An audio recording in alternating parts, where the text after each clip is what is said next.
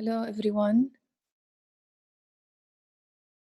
Thank you for taking the time to participate in this session.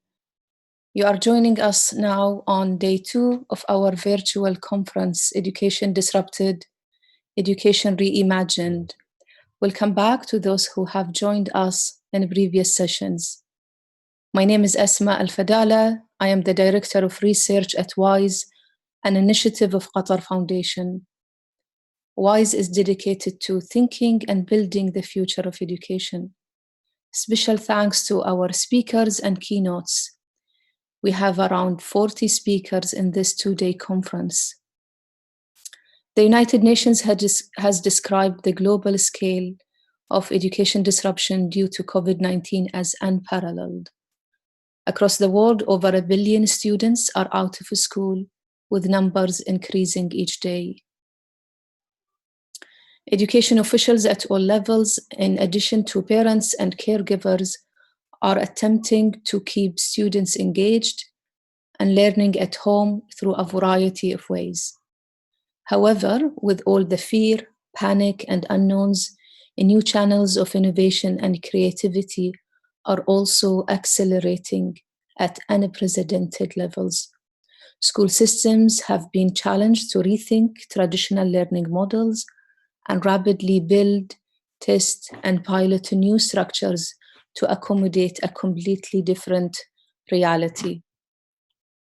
So we must ask ourselves, as we shared this main question in the last sessions, what we can learn from this to improve our systems for the future. In partnership with Salzburg Global Seminar, WISE decided to organize this conference in 5 parts to accommodate participants in different time zones.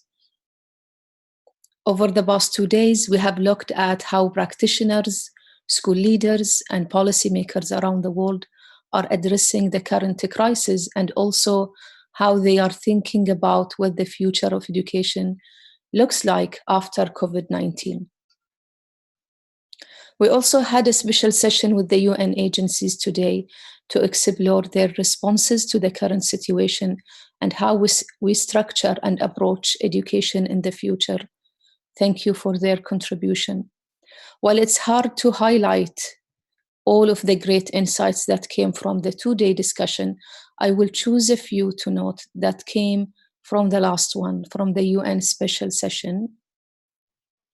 Number 1, the need for holistic intervention approaches, ones that include mental, social, and emotional support, as well as social programs for children and families that provide for basic needs so children can learn. Number 2, the need to document the learnings from this crisis to better equip ourselves for future crisis management. And this is relevant to the point Beatrice from OECD mentioned yesterday about the importance of data in managing this crisis. For this last session, key themes for this discussion will include, number 1, the need for early childhood education, which has been neglected throughout this crisis in some countries. Homeschooling and changing the nature of parent-child relationships. Number 3, higher education and the very severe hit that universities are taking financially now, and the great risk of student dropout because of the crisis, plus other topics. Finally, I'm very happy to now introduce you to Dominic, Program Director at our partner organization, Salzburg Global Seminar, who will walk you through some of the technical logistics of our discussion, the purpose of organizing this event, and how to engage our community during and after our conference. And he also will share some insights from the previous sessions. Thank you all again. Thank you, Dr. Asma. Thank you. My name is Dominic Register, and I work on education programs here at Salzburg Global Seminar. And I'm also delighted to welcome you all to the final session in the Education Disrupted, Education Reimagined conference. Salzburg Global Seminar is an independent, not-for-profit organization founded in 1947 in the aftermath of World War II and based in Salzburg in Austria. Our core mission is to challenge current and future leaders to shape a better world, which feels particularly topical and timely in the context of the current crisis, and more specifically for the conference that we've been involved in over the last couple of days. I'm also, along with Dr. Asma and several of the other speakers, part of a new initiative called Karanga, which is a global alliance for social emotional learning and life skills. And we have heard a lot about social and emotional learning so far during the conference, and I hope that we will also hear more during this session. This conference came together in just 3 weeks, and we've had a fantastic lineup of thinkers and education leaders, and that very much continues through this part of it. And we're incredibly grateful to all of you for giving of your time and sharing your expertise. When we first started to plan the conference, we settled on 3 key objectives: to help understanding around what is happening in different education systems during the COVID-19 pandemic. Secondly, to provide an opportunity for the exchange of ideas and practice across different education systems in terms of what is working as short to mid-term education responses to the disruption that the pandemic is causing. And thirdly, to try and help stimulate global conversations about how education can be part of a Build Back Better narrative and what might change within education systems when a new normal emerges post-COVID-19. The idea was to have these two connected themes, the idea of short to mid-term responses and then longer-term thinking over the 2 days of the conference. Yesterday focused much more on the here and now and the immediate or near future responses. And today we're thinking more longer term about the things that we want to see forefronted in education systems when they start to return to whatever that new normal looks like. There have been some really interesting discussions and some key themes have emerged over the first parts of the previous parts of the conference. I think particularly around social and emotional learning, but also the importance of working directly with teachers during these periods of school closure, the importance of working directly with families and providing support to teachers and families.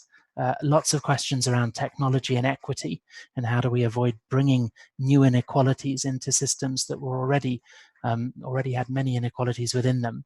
And finally, how do we support more vulnerable students and families? All of the different components of the 2 days of the conference and the conversations that will follow that we're hoping to help organize in the weeks that come are designed to try and help meet those objectives.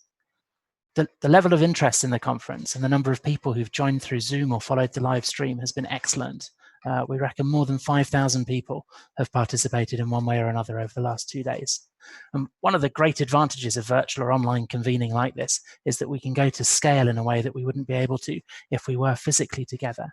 And also that we're not time bound in the way that we would be if we were all physically together. So although this part of the conference finishes in a couple of hours, what we're very much hoping is that the last 2 days act as a catalyst for a whole series of different conversations that we will help to organize, that we very much hope will help shape, refine, and improve how education systems continue to respond to the disruption that the pandemic is causing, and will go on to help shape fairer education systems that are better designed around 21st century lives.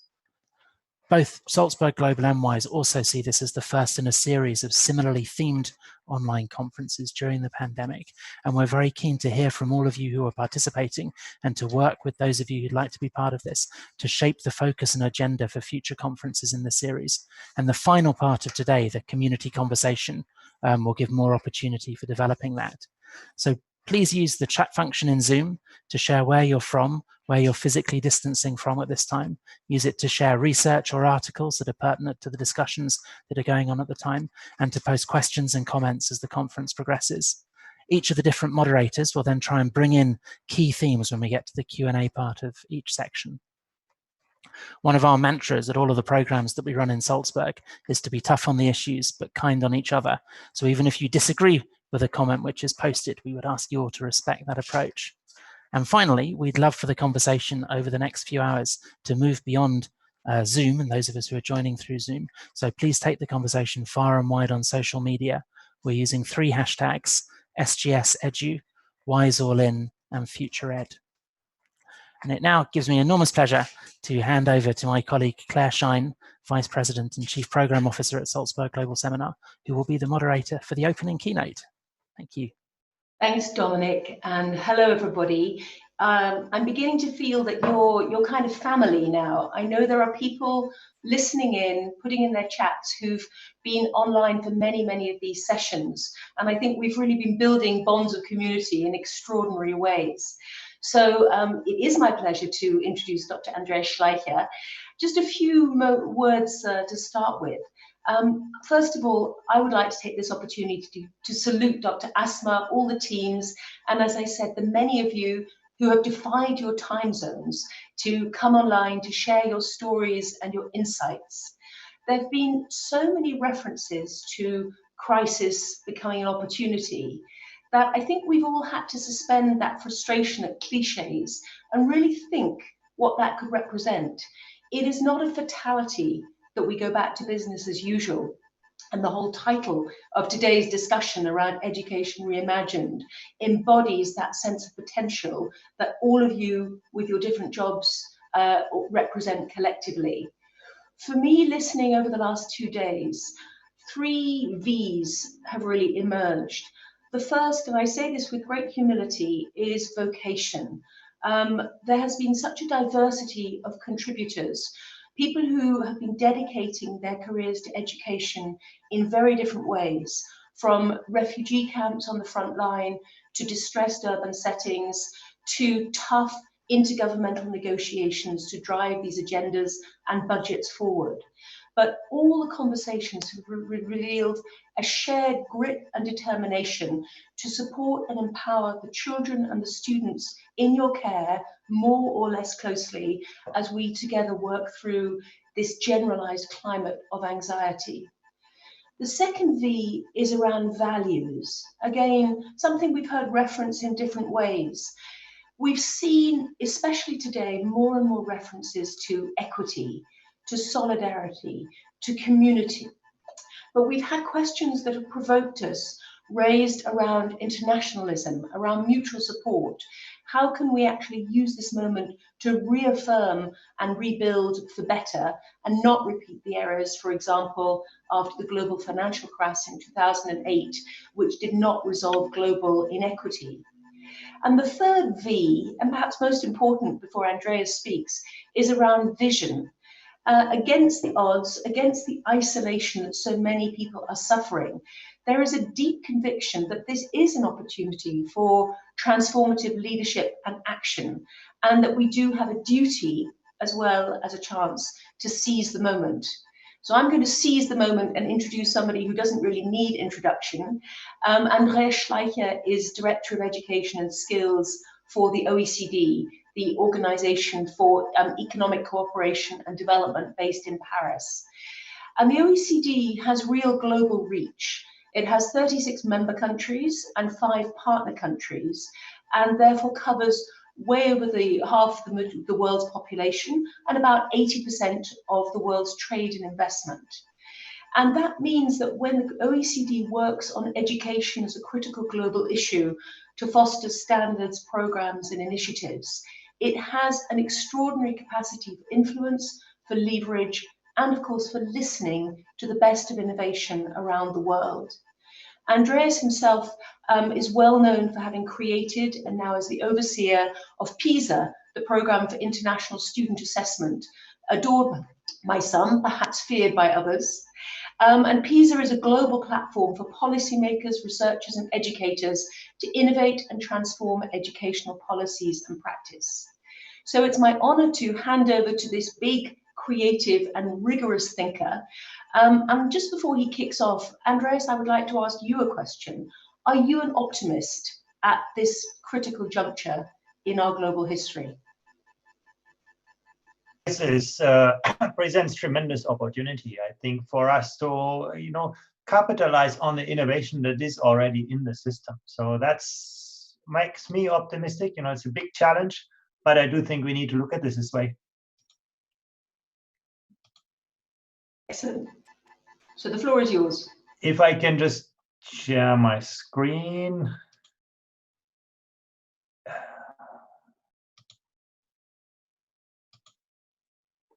Good. First of all, congratulations for putting this amazing conference together on very short notice on a theme that is on everybody's minds in these days. Now, I think this is the moment where education is challenged. 1.5 billion students are out there looking for an alternative way of learning. Remote learning that used to be a luxury for the very few is now the lifeline for education. Homeschooling has become sort of mandatory. It's digital technology is addressing learning needs. It's a harder time to take over some of the social functions of schooling. I think that's what we're all struggling with. The COVID crisis, has made learning liberating and exciting for some who are well equipped, who have the motivation, the learning strategies, the parental support to succeed on their own, but actually have put many young people at a much greater disadvantage, who are disconnected, who have never learned to learn on their own, who sort of are farther away from the 21st century. I think these are huge challenges for us. And while we talk about digital learning, if you look at the reality, you can see in a number of countries a large share of young people not even having a place to study at home, not to speak of the technology. The bigger challenge comes actually with the people and the capacity in the system. When we ask school leaders, do teachers have the necessary technical and pedagogical skills to integrate technology into instruction? You talk maybe, 2/3 of teachers in the most advanced nations, much fewer in others. And what is also striking is that, again, there is a big social gap. Now, if you come from a privileged background, you're likely to meet a teacher who also is well prepared for the digital world. If you come from a disadvantaged background, you are more likely to be in a school that is not well equipped. So you can see, in so many ways, technology is amplifying the social inequality that we already saw before this crisis. Online learning platforms, we talk about them, they exist, and actually what this crisis has done, it has mobilized an enormous amount of ideas and entrepreneurial activity. Who of us would have anticipated the number of interesting solutions that are now becoming available? But again, we're talking about, in many countries, a minority of schools. Even in the OECD countries, you talk about, half of the schools who have, something like a functioning online platform for support. And again, it's socially regressive. So there are just huge challenges in making technology work, not just for the few, but to work for all. Curriculum choices. One of the toughest challenges in front of policymakers these days is, if I have only, 30, 40, maybe 50% of learning time available during this crisis, what should students learn? In this conference, the focus on social emotional skills, and I'm going to talk about this as well, has become really key. We all realize how student well-being, how their capacity to be curious, to be courageous, to have the leadership skills, the social skills, the empathy, how those dimensions really have become so central for all of us to overcome the kind of current crisis. That's one push. At the very same time, you'll have many parents and sometimes teachers who ask, well, I have only 50% of the time. I better use this time to go even more back to the basics to prepare my young people for success on the exam. And you can understand those forces as well.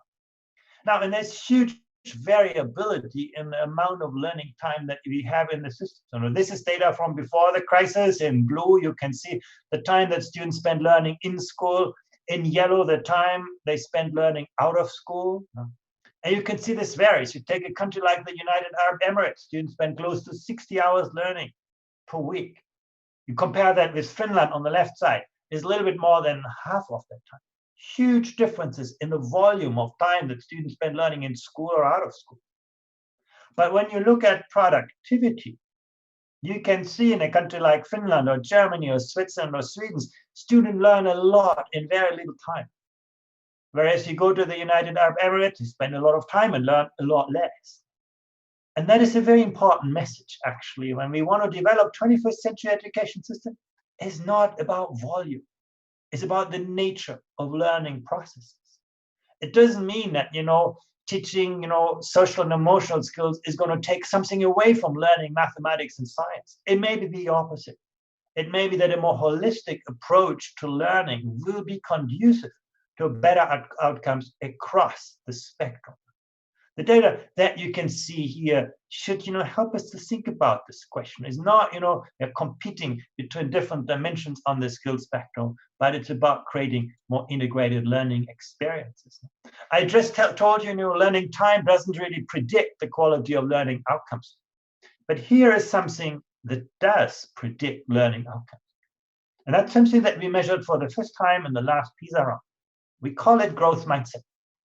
It's the extent to which young people take ownership over their learning, whether they believe that, success in school and learning is really something about in the effort that I invest, the motivation that I have, the internal capacity, the belief, the trust in my own abilities. And you can see education systems like Estonia that do so well on the PISA test are also very, very strong in fostering that kind of growth mindset. On the other hand, you can see Indonesia not so successful on the growth mindset and also not successful on PISA. Now, the relationship is not clear-cut and the causal nature that you can see is not well understood, but I just wanted to highlight, learning time and sometimes money don't predict outcomes as well as you think. But there's some aspects behind the attitudes and values that students share that are highly predictive for the success of an education system, and particularly in this moment of crisis, in this COVID crisis, taking ownership over your learning, have the metacognitive skills, have the motivation, the resilience to struggle, to learn for large chunks on your own, not being spoon-fed by a teacher, is so crucially important. But let's unpack that growth mindset. We can also see, for example, where students have a stronger growth mindset, they are more motivated to master challenging tasks when they're left on their own devices. They have a greater sense of self-efficacy. They have less fear of failure. And once again, in this 21st century, if we want people to be really innovative, they have to be creative. If they have to be creative, they need to be able to take risks, to experiment. If they experiment, they're going to make mistakes. And if our systems are not helping people to learn from and with mistakes, our young people are not going to become 21st century learner, creative people. And you can see actually the growth mindset that people have is a very important predictor. The capacity of young people to set ambitious learning goals, to see value in school. Think about this.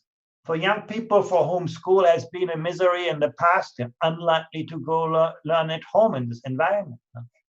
Seeing that kind of intrinsic value in learning, so crucially important. All of those are connected with 21st century attributes.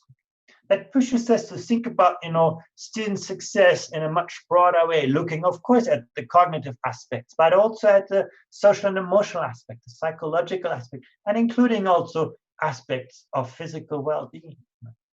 Let me tell you something about, that looks like quite removed from education. It's about, whether students are happy with their lives. Something that we try to capture in our latest assessment as well. And there are some education systems, think about, Korea, think about, Hong Kong, think about, the 4 provinces of China that took part. They're doing extremely well when it comes to the cognitive development of students. Mathematics, science, students excel. But when you ask students, are you happy with your lives? They come out quite low. Now, again, you might think, well, there may be a trade-off. Happy students will not learn very well. But actually, you look at other countries on the spectrum, for example, Finland or the Netherlands or Switzerland or Estonia. Students do really well on the test and they're also satisfied with their lives. And we can actually look at some of the predictors that underpin this, and they're very important for 21st century learning. Good teacher support. Learning is not a transactional process. Learning is always a relational process. And the perceived support that young people experience from their teachers is highly important. Parental support, making friends with other students, and the counterforces anxiety with schoolwork, extensive internet use. So again, life satisfaction and success at school can go together. We design our education systems really well. And you might think, life satisfaction is something that is to do with, your family, your friends, things that are, out of the control of public policy. But look at this chart.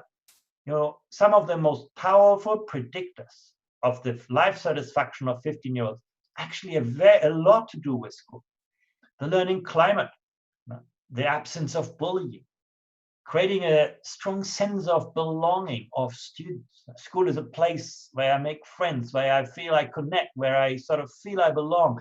The perceived level of teacher support. My teacher not only, is doing really well in their subject, but they understand who I am and they support me to become who I want to become. The sense of getting good feedback from teachers, the degree to which learning is cooperative. All those things are ones that we can actually shape in the design of our learning environments in and out of school, and highly predictive, actually, for not just cognitive outcomes, but also the sense in which students feel about their lives. And you can see, actually, again, there's a lot of variability across countries. When you look to some education systems, the Netherlands, Denmark, Japan, Germany, learning is highly cooperative. You look to other education systems, the United States, Malta, Brazil, United Kingdom, learning is a lot more competitive. Why do I show you this chart from our PISA comparisons? Because it shows that those are not, products that are societal factors. They are actually features of public policy that we can actually build into our education systems. But let's look forward. What is the 21st century going to expect from young people? The first thing that we see is that the kind of things that are easy to teach and easy to test have also become easy to digitize, to automate, to outsource. The industrial age taught us how to educate second-class robots, people who are very good to repeat what we tell them. In the time of artificial intelligence, we got to think much harder about what makes us humans. How do we actually complement, not substitute, the artificial intelligence that we created in our computers? Technology has been incredibly democratizing. Everybody can collaborate, contribute, participate. But it's also concentrating power at a rate we've never seen before. Technology is incredibly particularizing. The smallest voice can be heard anywhere. You post something on Twitter and the world can follow you. But it's also incredibly homogenizing, squashing individual differences, cultural uniqueness. Questions around identity, agency are suddenly at the heart of education. Technology has been incredibly empowering. You can see that the most successful business these days, are not created by a big industry, but by a big idea. They have the product before they have the money. This is an amazing time in which we live, but also, technology can be deeply disempowering when we become the slaves of some algorithm which tell us whether we should turn left or right, or how we feel, or whether we have, basically that's the kind of constraining power, the disempowering kind of forces of technology. And where we end up on this chart has a lot to do with our knowledge, our skills, our attitudes, and our values. In a way, you can say that there's been a race between education and technology. Before the first industrial revolution, neither technology nor education played a major role for the vast majority of people. But the first industrial revolution changed everything. It put, technology ahead of the skills of people, and it created a huge amount of social pain. The response was, to create the kind of industrial schooling that still dominates today, making people compliant with the norms of, technology, making people, work in predictable patterns, to repeat kind of store knowledge, to actually come to work on time and things like this. And actually, it worked for centuries. But now we have the digital revolution, and they're putting all of this into question. That's moving, again, technology ahead of the skills of people. Artificial intelligence becoming so much better on the kind of things that we prided ourselves most. And we see the same level of social pain. Young people leaving, prestigious universities and having difficulties finding a great job. And at the same time, employers telling you, we cannot find the people with the skills they need. We need to think harder about how do we move people, again, ahead of the technologies of our times. That's the big question of our times. In a world in which, knowledge is expanding exponentially, and it has so many facets. And those facets always come with people. Let me reiterate again, learning is not a transactional process. That's why MOOCs on their own are not so terribly successful. Learning is always a relational process. That subjects in, your primary school where you invested most of your effort, most of your time, were not necessarily ones that were intrinsically most relevant for you. They were probably the ones where, you know, your teacher did not only have a passion for their subject, but they were actually, you know, understanding you as a person and supported you to become the person you want to become, and learning as a relational kind of process. And the world of the curriculum is so small compared with this. And we try to squeeze everything into this little box. But what often happens is that the beautiful, rich features of the world become very shallow shadows of themselves. I know I'm a scientist.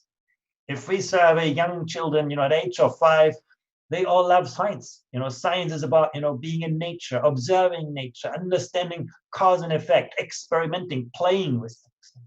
That's the nature of science, and young people like it. If you survey them at the age of 15, and these are many young people hate science. We've made science a boring school subject of formulas and equations written on a whiteboard. And the same is true to many other subject domains. And we push more and more things into this little box. And again, the big questions that we need to ask ourselves in the world of artificial intelligence is, what is the realm of human knowledge? The realm of ethics and judgment.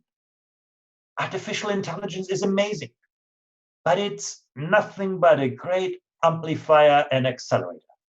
It amplifies and accelerates great ideas, but it also amplifies and accelerates bad ideas and bad practice. The capacity of people to make judgments, to navigate ambiguity is becoming absolutely clear. The realm of creativity, aesthetics, and design, the realm of natural and physical health. Those dimensions have become really the center of education, around which we can build the subject disciplines. Of course, knowledge will always be of central importance.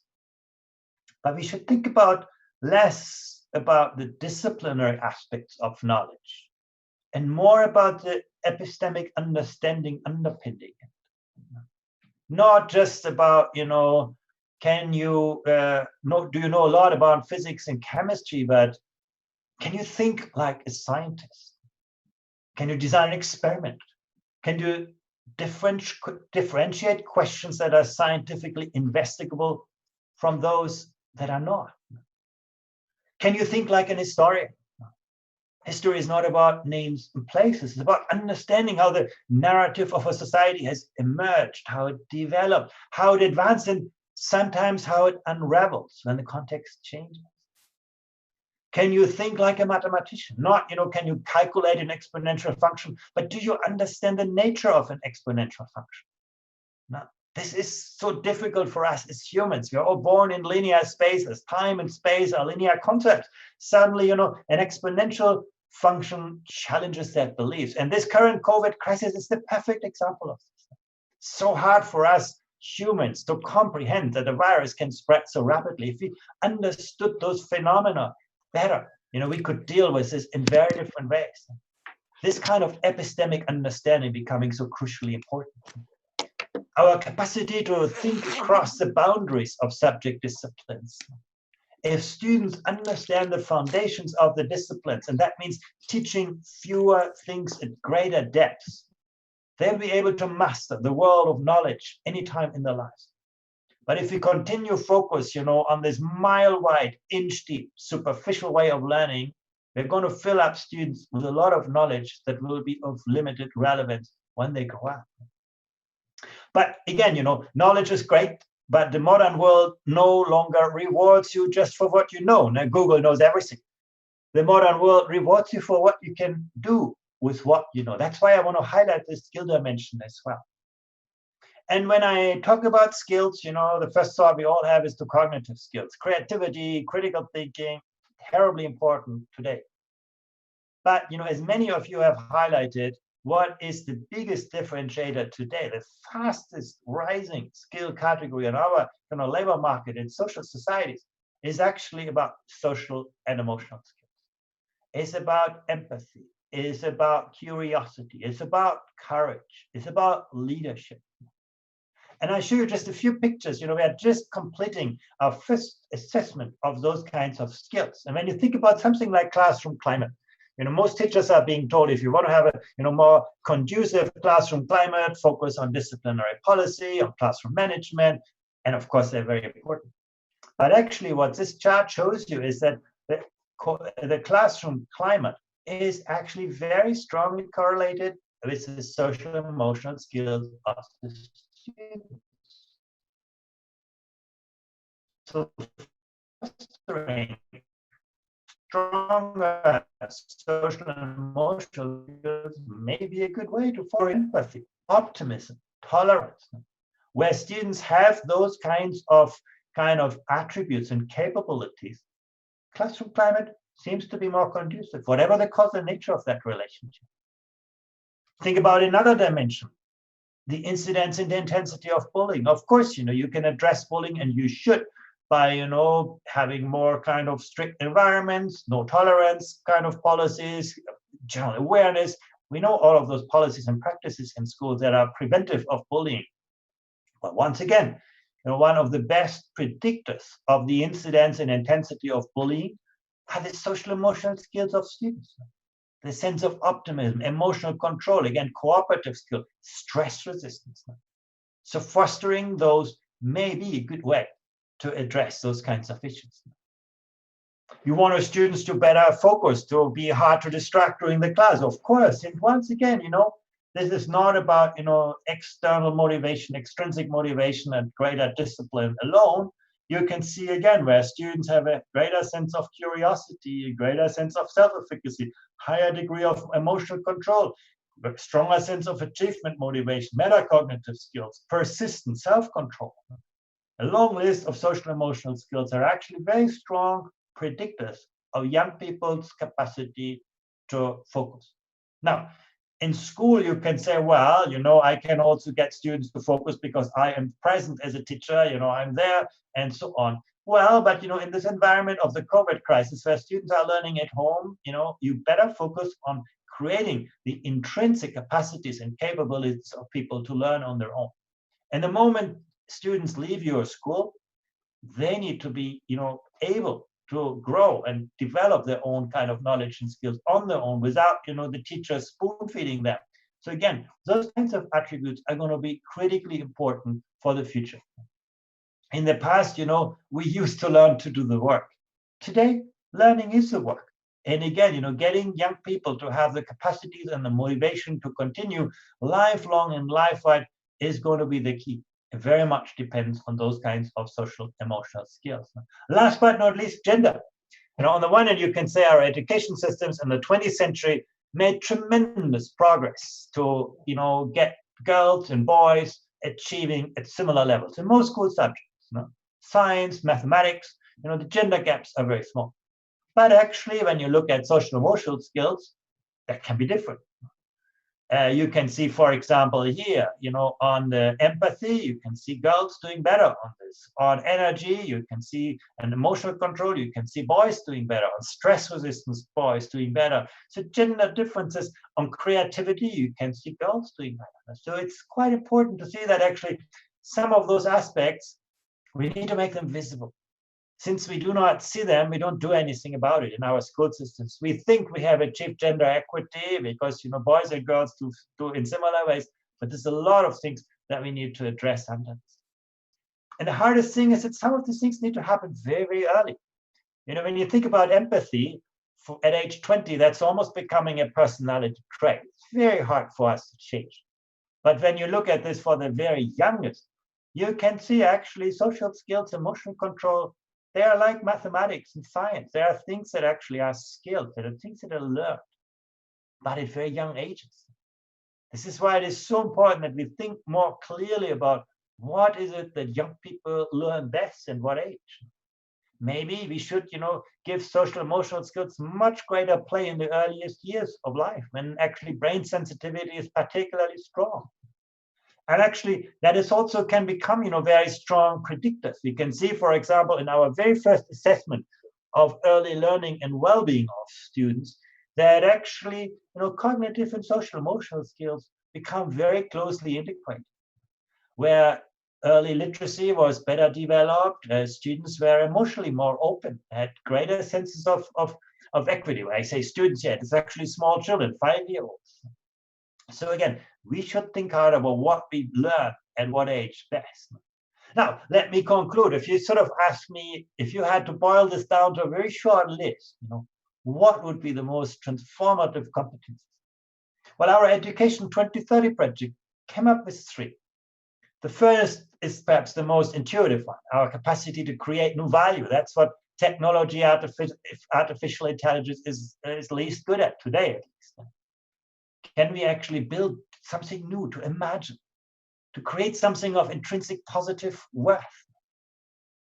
But there's more to this.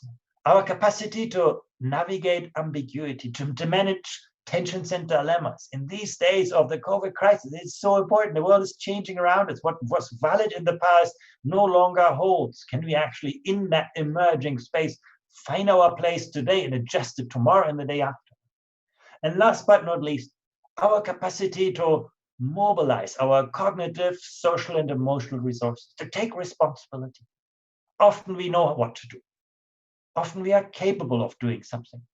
And we still let things pass by. We watch television. We are not taking responsibility and action. Very, very important.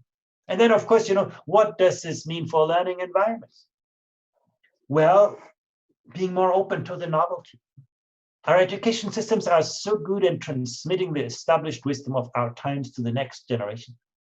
But we need to become better to be, have young people question the established wisdom of our times, to be able to see around the next corner, to be open to the novelty, to understand when paradigms change.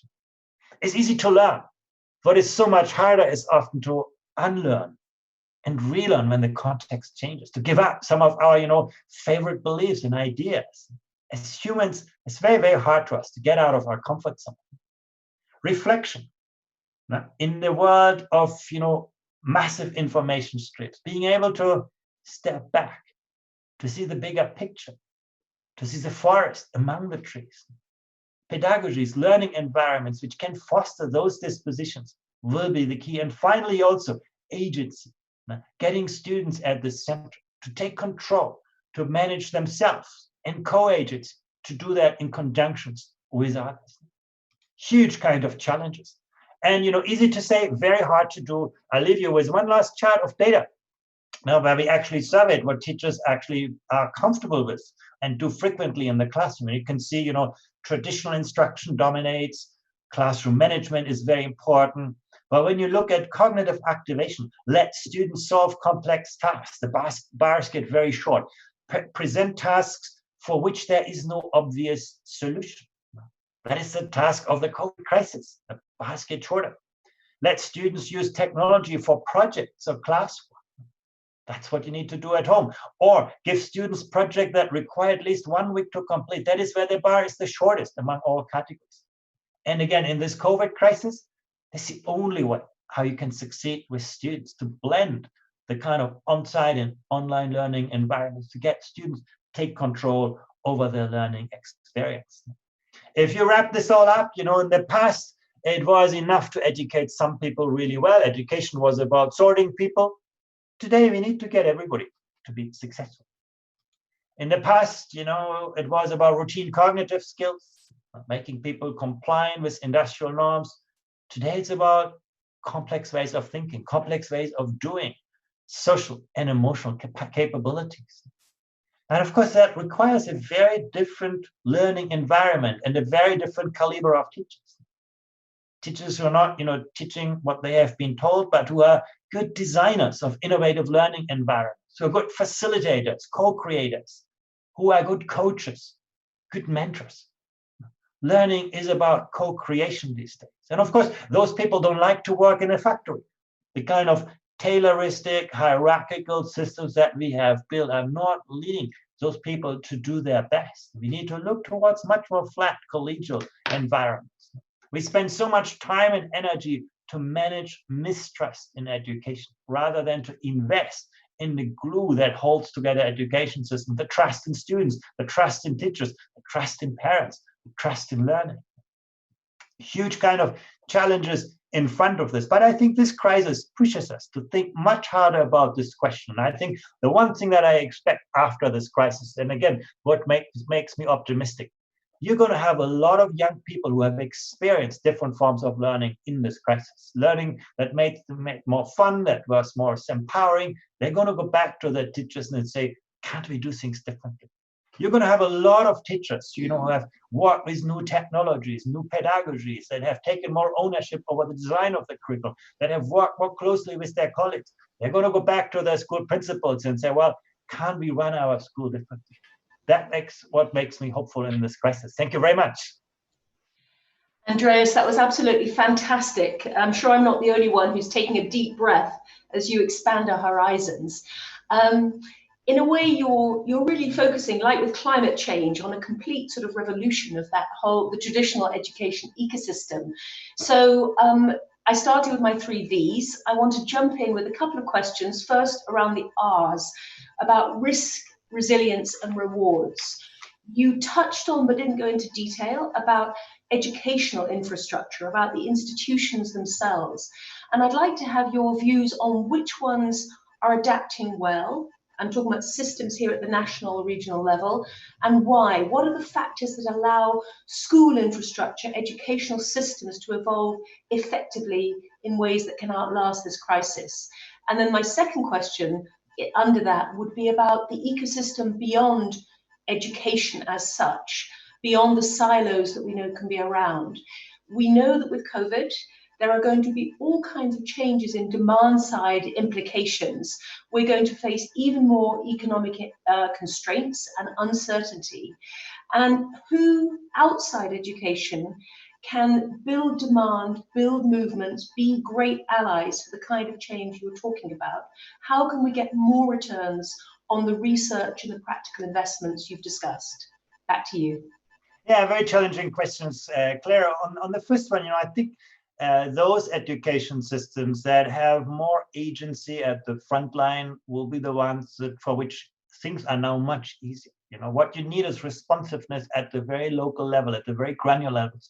You need to have teachers who have the motivation, the capacity to connect to their fellow teachers, to co-create innovative learning design environments, to have that kind of empowerment. And education systems, that have traditionally given teachers more space, more time, not just to deliver instruction, but to design instructions, will be in a good position. And now, where I would also, second aspect, I think, is where we have not just vertical knowledge flows in the system, but also lateral connections, where teachers are, looking upward to the next classroom, to the next school, where school principals are connected with other schools, where you have sort of that kind of social fabric in the system. You'll have a lot better knowledge flows in these days. In a moment like this, even the best education minister cannot solve the problems of millions of students and hundreds of thousands of teachers and 10,000s of schools. What you need now is actually find the good ideas in the classroom and scale them and spread them and share them. And therefore, I think that social fabric is a second dimension, I think, that puts systems in a good spot on this. And the last part that I think is crucially important is the capacity of systems to align resources with needs. This is not necessarily about investing more time or money. It's about attracting the most talented teachers to the most challenging kind of environments and classrooms, to get teachers to grow beyond their role as instructors, to actually take responsibility for many of the social functions that are now becoming so crucially important. As a teacher, I need to know how different students learn that subject. But most importantly, in this moment, I need to know my students. So actually giving systems that give teachers space and support to do that, I think, will be at a huge advantage. And I didn't speak about technology because I think technology can support all of that and will support all of that. But technology on its own will not solve any of those kinds of problems. On the bigger question of the ecosystems, there are both pull and push factors. I think the first part of the ecosystem is the parents. One of the things I hope we will see out of this crisis, that parents will value education more, will value the role of teachers more, and suddenly see actually this is actually a really, really challenging kind of role. And hopefully they will engage more, not just as consumers and clients of schools, but as being part of the education system. I think education needs to be everybody's business. Parents I think we'll get it better engaged. Where I'm more concerned is about, the future opportunities of young people. If you aspire to go to a university, you're going to be fine, even in a confined environment. Universities will provide online courses. If you're aiming for, entry into the labor market, a vocational education and training, those are the young people I worry about, because in the economy where people suddenly are the problem, work-based learning will be more diminished, internships will get fewer. So I think that is where the ecosystem, I think, needs strengthening. I think public policy needs to do a lot to keep integrating the world of work and the world of learning in a way that gives all young people a chance to succeed. Mm-hmm, mm-hmm. And building up of that, and now going to the letter P, as you spoke, I was thinking of a lot more P words. I'd started with power, and I added in parents, politics, and PISA. So a lot of the chat comments are coming up relate to things that we've seen over the last 2 days. The current paradigm, which has a big focus on competition, on the difficulties of motivation without current classroom structures. You talked about trying to move beyond a transactional model. And we also see the huge pressures both on individual students and on families in these more data-driven testing environments.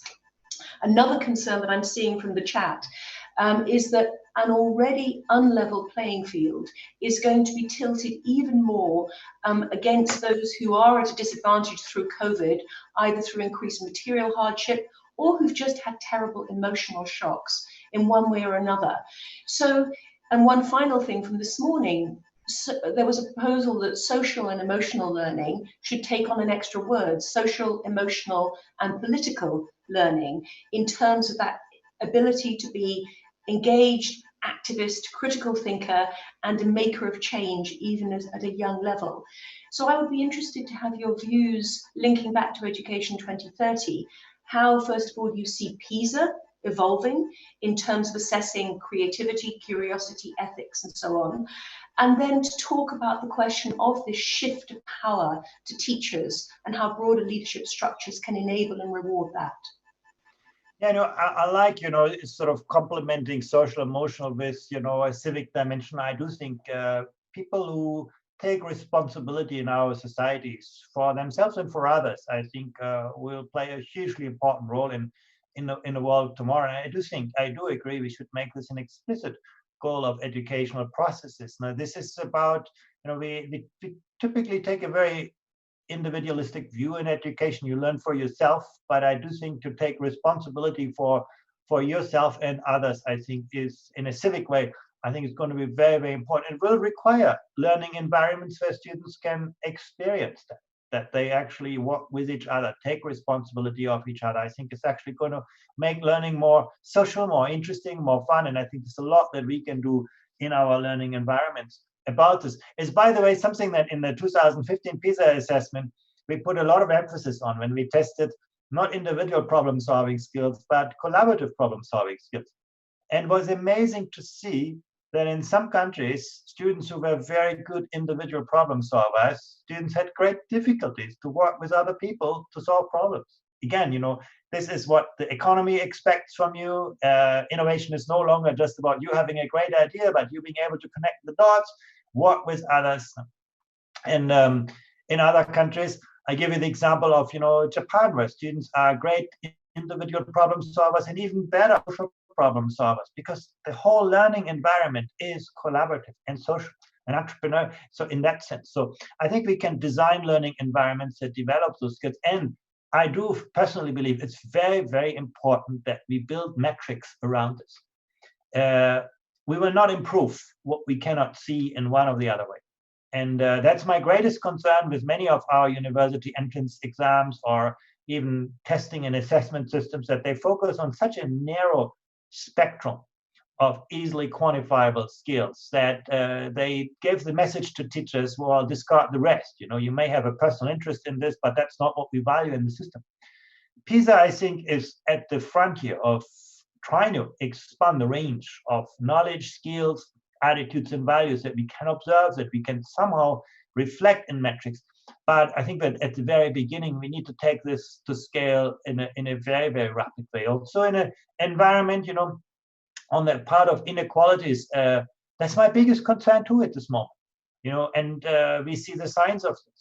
Young people who are well prepared, who are well supported, who are well resourced, for them, this is an amazing kind of new opportunity. Yeah. There is going to be a lot of people who are left out of this, who are, and not so much, don't have access to online resources. I don't think that's a pretty primary driver. I really think the big question is people who have never learned to study on their own, who have never, they do not see the value of learning, value of school, who do not see the future for themselves. Those people are not engaging with this. And what this really highlights to me is that the social role that teachers play is now so much more important than ever. And that's where I do see the opportunity where you actually, and you have many, many teachers. I can see this, that there are so many teachers who suddenly see that actually, I became a teacher to make a difference to the lives of young people. I became a teacher to contribute to society. And now I can really do this. I can become, grow beyond, the role of instructor. I think that is really the most crucial role that schools can play, not just the instructional, but also the social function. And in a way, that's also where this crisis could lead to an opportunity. Let's hope that some of this will remain after this crisis, that teachers actually will see a wider, that they will know their students better, that they will actually engage with them well beyond the kind of academic needs. Technology also, in the short term, yes, it's going to amplify inequality. In the medium and longer term, technology can help us to better understand how different students learn differently and to engage with that diversity with more, a broader range of pedagogical practice. So again, I think, if the opportunity of the crisis is used well, maybe we will end up with more equitable rather than unequitable education system. At least that is my hope. Well, I wish we could carry on discussing all night. I'm sure that would not be a problem, but the tyranny of the clock has hit us. So your call for action, your call for trust and belief in teachers resonates with this group who've been reminding us of the hashtag clap for teachers, which is a great way to go out. And another key point being made about linking education to the sustainable development goals as well, which I think are really important things for us to keep present in the debate. Andreas, thank you so much for an absolutely riveting presentation. For all of you who are asking, the PowerPoints will be available. And now I'm delighted to hand back to Julia, and thanks all for the great questions. Over to you, Julia.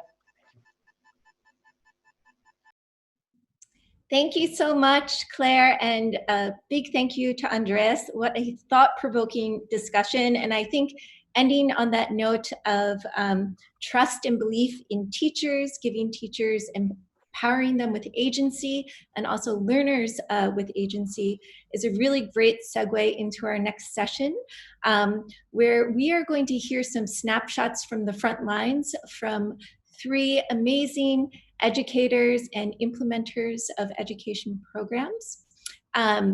So our experts for this session to lead are Leslie Udwin, the founder and CEO of Think Equal in the UK, Andrew Frischman, the co-executive director of Big Picture Learning in the US, and Erin Eden, the executive director of Brightwork School and Tinkering School in the US. These 3 experts are going to engage in 10-minute short talks about how they see that we can reimagine education after this crisis. In terms of organization, we're going to start with Leslie and then go to Andrew and then to Erin. So Leslie, it's all you. Thank you. Can you see me is my first question. I've got my video on. You can. Super.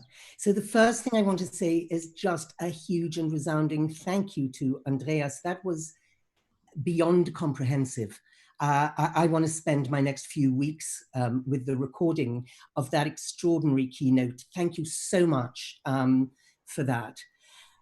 You mentioned the race between education and technology. And that reminded me of one of my favorite quotes, which is incredibly apt for the times we find ourselves in. And it's H.G. Wells who said, civilization is a race between education and catastrophe. And I really feel immersed in the truth of that expressive and eloquent quote, because the physical crisis that we're in is, I believe, an existential wake-up call. I think we need to very seriously consider the degree of development emergency, development crisis that we reached before COVID-19 came along and stopped us in our tracks and seemed to stop the earth from spinning. We need to take a real long, hard look at our values and what our priorities were. What Pope Francis so brilliantly calls the globalization of indifference that we had reached, the degree of selfishness, of lopsided priorities. We need only look at some of the leaders who have dealt with this crisis to know that they've put business first above human life. It's horrifying how far we've gone in that direction, and how we've defined progress in looking through, I believe, the wrong end of the telescope. So I think this is a wake-up call for us to redefine our values. And we do have the gift of opportunity. Crisis is a great leveler. It's aimed at all of us.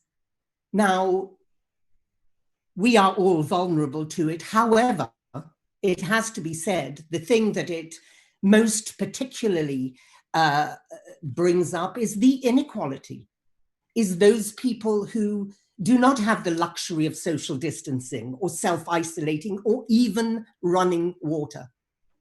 So this is an opportunity, I believe, for us to look at how we live, what our mindset is, and that brings us way back to education, because education is so utterly fundamental in shaping our mindset and our priorities from the start. So I'm going to start the short PPT that I have. Just make this full screen. And may I just ask you to confirm that you can see the slides? Yes, we can. Thank you. Okay. So you'll see I'm rather fond of quotes. Gandhi said, if we are to teach real peace and attain real peace in the world, is what he means, we will have to start with the children. And for me, Andreas, you spoke about early years education, gaining a new spotlight upon it. And for me, that is absolutely fundamental and key. And I hope to be able to explain why. So Think Equal, which is a charity which I founded also actually as a result of a situation in which light from insights emerged from a very dark journey.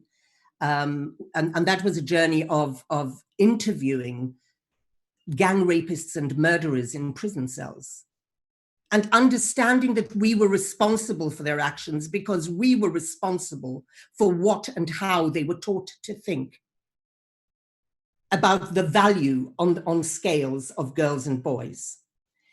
And understanding that it is we who are responsible for giving our children positive outcomes in their lives. And every child has the right to not grow up and rape, to not grow up and commit suicide, to not grow up and become depressed. We need, as educators, as policymakers, as teachers, to give our children those competencies and skills. And they are many and critical. So Think Equal's vision as everyone's, hopefully, a safe, free, and equal world. The way we believe we can achieve this is through a real system change in education, which brings what I call the missing subject, or the missing third dimension, that social and emotional learning that Andreas and increasingly others are, thank heaven, speaking about. I believe that we need to bring this as a compulsory new subject on national curricula around the world, and I believe it has to start from the earliest possible age. So Think Equal is focused on 3 to 6-year-olds. The reason we start at 3 is we need a system to change. We can't get into the homes. We're not that naive. And the reason we end at 6 has a lot to do with the graph I'm going to show you in a moment, which Andreas showed you another view of. So another critical seminal quote for me. Mandela said, "No child," I'll paraphrase, "is born hating another human being. A child has to be taught to hate.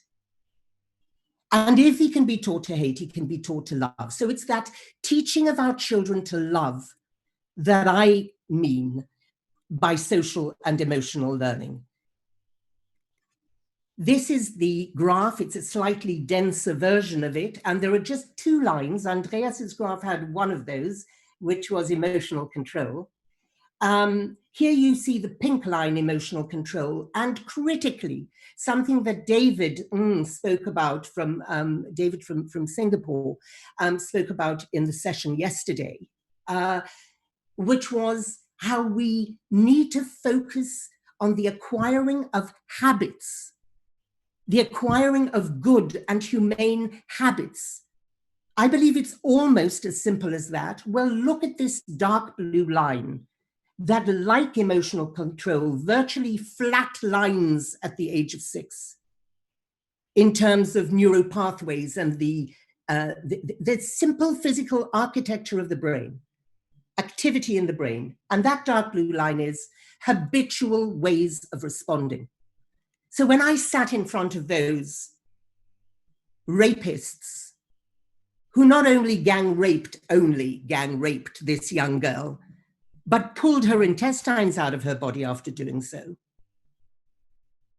we have taught them, or rather not taught them, self-regulation, and with certainly habitual ways of responding.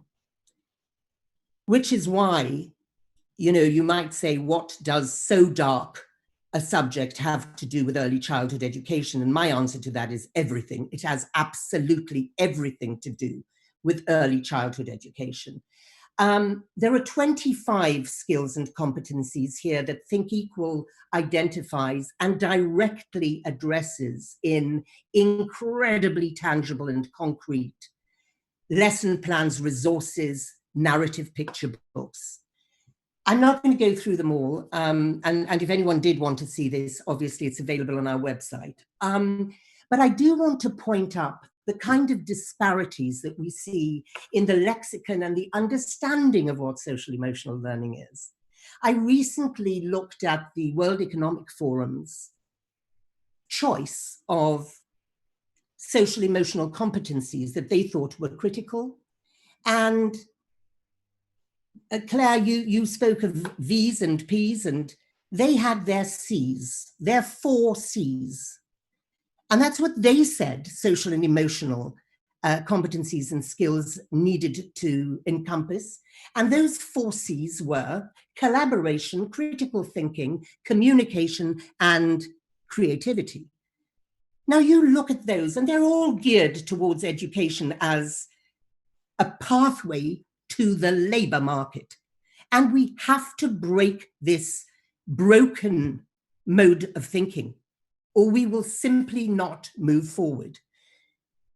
Gender equality is here on this list of 25 because it's utterly critical. Those men I interviewed were taught the opposite of gender equality, and look what happened to their lives. And look what happened to the girl who they raped and murdered. So what we've done is we've actually tackled this in an incredibly simplistic, simple way. And we did this because I saw there's such a disconnect between the way early years has been perceived and still is perceived. I mean, again, Andreas, you mentioned this, that, you know, in this crisis, the early years are almost not being focused on. Well, they're utterly critical. The habits being formed in those children now, before 6, are what are going to last their whole lifetimes long. And so with a disconnect between there being no importance accorded to early years education and early years teachers being massively underpaid, undertrained, or untrained, how do we expect them to have the expertise now that we understand from neuroscience how critical those early years are? How do we expect them to know how to curate materials, etc.? So we've taken the view that this has to be prescriptive until such time as it is entrenched as the third dimension to education. The program is holistic and comprehensive. It ranges over 3 levels: 3 to 4-year-olds, 4 to 5-year-olds, and 5 to 6-year-olds. So it's a new subject. It has the same gravitas and importance as numeracy and literacy. 30 weeks of term time, 3 lessons a week, 1.5 hours of teaching per week does it, even if only 1 year were being mediated to our children. We have narrative picture books. They directly address 10 of the 17 Sustainable Development Goals. They are serving directly all of those 25 competencies and skills. Emotional literacy, self-regulation, you know them all. This is such an august community that we're part of here that I'm not going to go through them all. But the books address those, more than one of those themes, of course, per book, over 30 weeks. The lesson plans are incredibly prescriptive. Now, I was talking about pandemics of violence before we had this pandemic and describing the Think Equal program as a vaccination. I have always described it as that because, you know, in the face of a pandemic, we don't say to our nurses and scientists and experts, you know, go off and decide what you feel you should mete out in a vaccination, how many doses of, you know, which ingredients. It needs to be prescriptive. If we are to stop discrimination and violence, we need our teachers to be able to mete out the same doses with the same ingredients to every single child. And children should not be at a disadvantage because their teacher is less trained than another, or less talented, or more lazy, or whatever it is. So the action part that you see just glimpsed at the bottom there has incredibly concrete prescriptive actions which the teacher actually trains while she's doing, if you like. We train for 2 days, which makes this scalable, replicable, and incredibly easy to implement, which is what I think we need it to be. And then we have a host of resources. This is from the 3-year-old program, teaching our children that there is actually no such thing as those 2 extremes we like to divide people into, black and white, because if the girl up in the left-hand corner were white, then the border of this page would match her, wouldn't it? And if the girl in the middle were black, then what color would we call her hair? So teaching our children from the age of 3, inclusiveness and equality, absolute equality, that every single one of us is a member of the human family. We are all brown, just different shades of brown.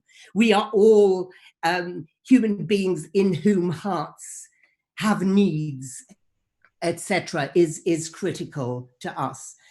This is a very sobering slide, and I'm at the end now. Okay. To educate 5,110 children with Think Equal for 1 year is the same cost of incarcerating a single violent offender in South Africa. Rainbows in Windows is a book we've created as a response, and we're giving away materials to parents. We've adapted them for home use. And I just want to leave you with the very, very last quote, which is Anne Frank, a child, in her enforced lockdown said, "Look at how a single candle can define and defy the darkness. We have to redefine, repurpose education and defy the old models. If we don't do it now," H.G. Wells's quote, catastrophe. Thank you very much. Thank you so much, Leslie. That was such a powerful discussion. I think our chat section has lit up over here because your talk really resonated with so many people, especially this idea of a wake-up call to redefine our values in education, which is really what this whole event is about. So thank you so much. And also shedding light on the importance of early childhood education, which is so critical, as we all know. Now I'd like to turn to Andrew Frischman of Big Picture Learning. Hi, thank you so much, Julia. I think I see you nodding that you hear me, so that's great. Yes, yes. Good afternoon, good evening, and good morning to all. I don't think I've said that, but the new global reality makes it possible. It's a real pleasure to get to join. I appreciate Wise and Salzburg putting together these kinds of really invigorating conversations. And it's just, you know, the data that Andreas is presenting, the story and emotion from Leslie. And I'm really looking forward to hearing Aaron. It's an honor and privilege to get to share some of the work of Big Picture Learning today. And I think really focus on the practice of learning and supporting the learning of young people. So I'll share a screen here for a moment and hopefully get to share with you folks a little bit. So I think the place that I want to start is with my own insufferably cute children who are entirely too present in my life right now, and just wanted to observe that, you know, I don't think it's possible to stop young people and really all of us from learning all the time. And I think this opportunity of having our children right in front of us is making it really clear that it's not a question of are you learning, it's just what are you learning during that time. And how can we as adults help young people partner to explore their interests and make connections to that. Let's see, I'll move on to the next slide here. So I think my kids just love going to school and love learning so much that every day they still insist on walking over to school. This is a picture from this morning.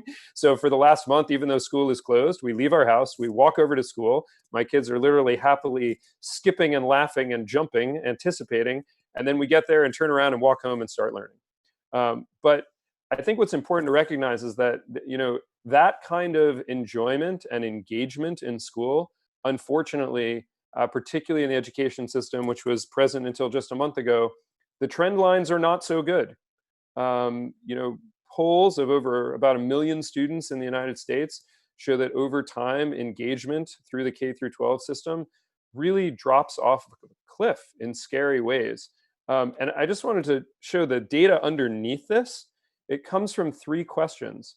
Asking students in the last 7 days, did you learn something interesting? Do you have fun at school? At school, do you get to do best what you do every day? And I think these numbers are just appalling. And I think to a lot of what Andreas is pointing out, you know, that is just not an acceptable education system if we're trying to develop talent in young people.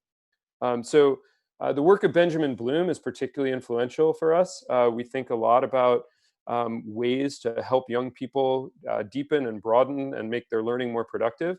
Bloom is most famously known for Bloom's taxonomy of questions, but he's also done some really amazing work in how do you develop talent in young people. And he found that the relationship of the learner to learning and who really gets to decide what's important to learn is incredibly important. So the idea of interests, tapping into what it is that young people are drawn to. You know, we all like to do certain things, and we like to get better at those things. So how can we leverage that? Second, practice. How can young people actually engage in it? You learn to swim by swimming. It is not particularly important if you can pass the written test about swimming. You need to actually get in and engage with those things. And finally, relationships.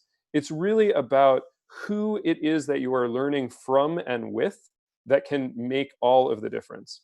And this has been the work of Big Picture Learning for over 25 years. We started in 1995 in Providence, Rhode Island. Dennis Litkey and Elliot Washer launched what's become an international movement with now hundreds of schools in countries around the world. And our mission is to activate the potential of schools, systems, and education through student-driven real-world learning. Well, you might wonder what that looks like, and I've had the opportunity now to very firsthand walk that talk and live it. So I had a chance to write a bit about the experiences with my first grader and fourth grader, and we are doing exactly what Bloom suggested. We're tapping into what my children are interested in. So they have been out counting flowers that are growing in the neighborhood and graphing the rate at which they are growing and receding. The idea of what is the curve at which they bloom and then recede is transferable knowledge to other things going on in the world right now. We're tapping into their interest in planting some seeds to see when they will grow. They're connected. My wife works in a university, and so their kids are sitting in and learning about how universities respond to crises. My daughter helped put this PowerPoint together actually today. So connecting young people into the work that adults are doing is vitally important. We also, this picture was taken, my kids asked, where does stuff go after you flush the toilet? Well, we took a little field trip and walked around the largest sewage treatment plant in New England. That's some pretty real world experiential multisensory learning that you can engage in with young people. And I think it really is, our mission beyond that is about communities. It's tapping into where are young people coming from, who are their families, what are their communities, what are the resources that are available. And even in this time when school is closed down, I wanted to share a really amazing advisor and practitioner at a school in Los Angeles, California, in our network, leveraged her personal network. So she reached out to 6 of her friends who work in a wide variety of different professions and asked them, since they were home from their business, would they be willing to talk to students who are interested? She got 60 of her students on. They came on and had a brief introduction and then broke up into exactly what we're doing right now. They got to learn from, how do you start up a restaurant? How do you become a professional photographer? What if I wanted to start my own business? So I think connecting young people to adults, increasing the social capital of the community can be vitally important even at this time. I think a few other calls to action. I think now more than ever, we have to pay attention to the whole student. Really thinking about where are they coming from? What are their realities? What kind of entry points can we find? And I just want to quote Christopher Emden, who hosts a really amazing Twitter chat called Hip Hop Ed. And he wrote recently that in the midst of the dissension about online learning, some children are having the best learning experiences they've ever had.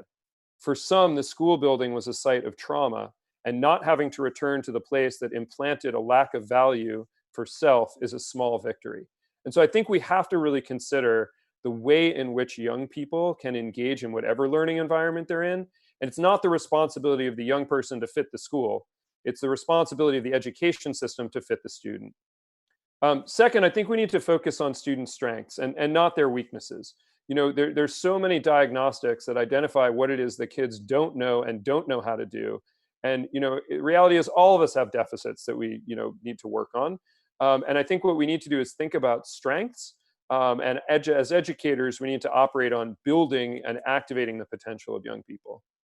And then third, I think we need to encourage leaving to learn. Rather than focusing on the deficit of the school building isn't open, we need to focus on, well, how can you be learning out there in the world? What are the ways you can connect with the resources that are available in your home, in your community, and via these kinds of technologies?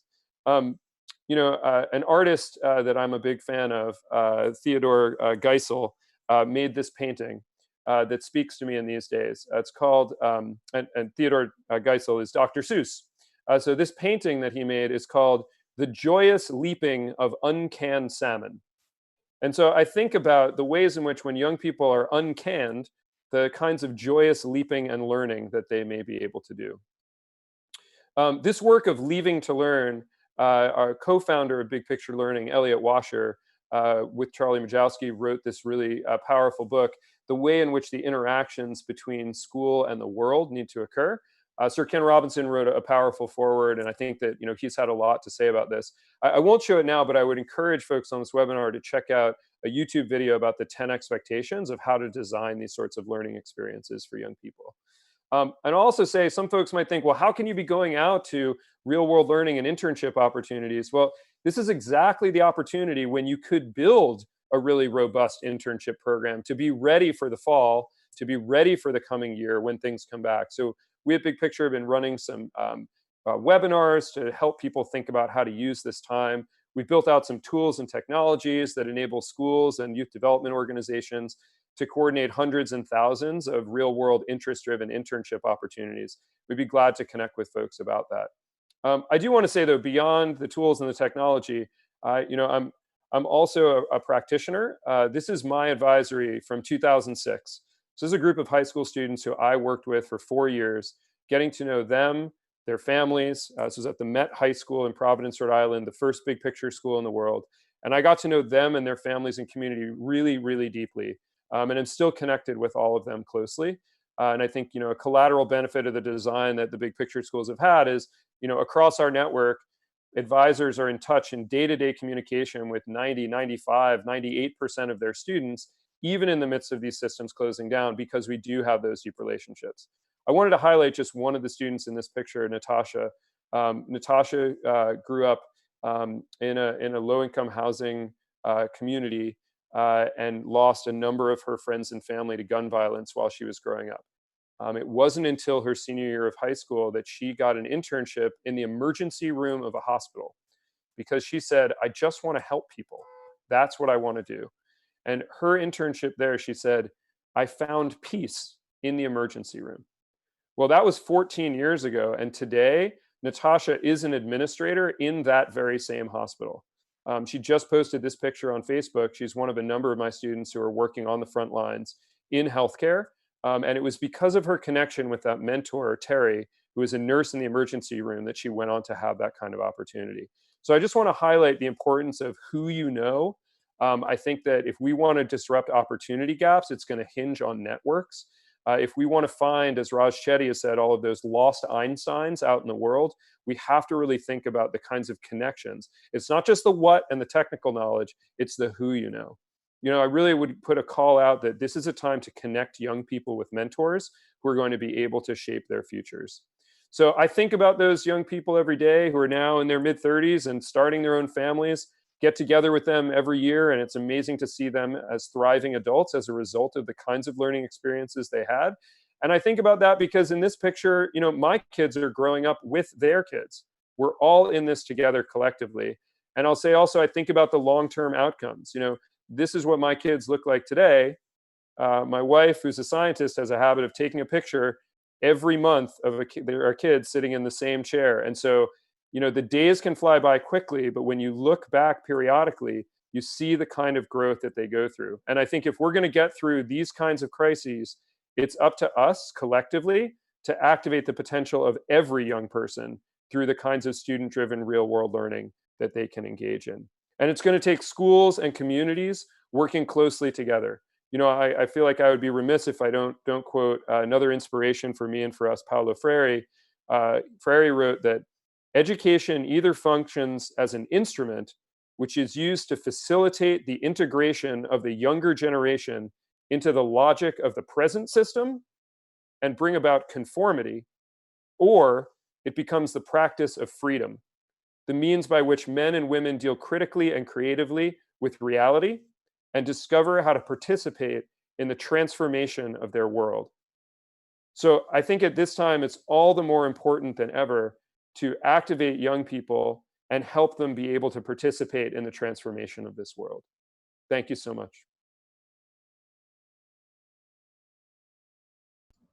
Thank you so much, Andrew. That was a very inspiring talk. And this idea of grounding education in real-world experience is super relevant to what we have been talking about throughout this entire conference on this idea of what does 21st century learning look like. So with that said, I want to turn to our last speaker and another amazing educator, Erin Eden, the Executive Director of Brightworks School and Tinkering School in California. Erin? Hello, everyone. It is just such an honor to be here listening to the three folks speak already. I feel like my brain's already full. I don't know how there could be room for anything more for anybody, but I will share anyway a bit of the work that I do and that that my school and programs really focus on. So I'm gonna come over here and see if I can get my screen to share. Share screen.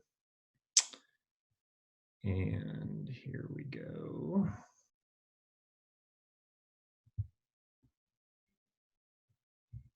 Let's see. Are folks able to see my presentation?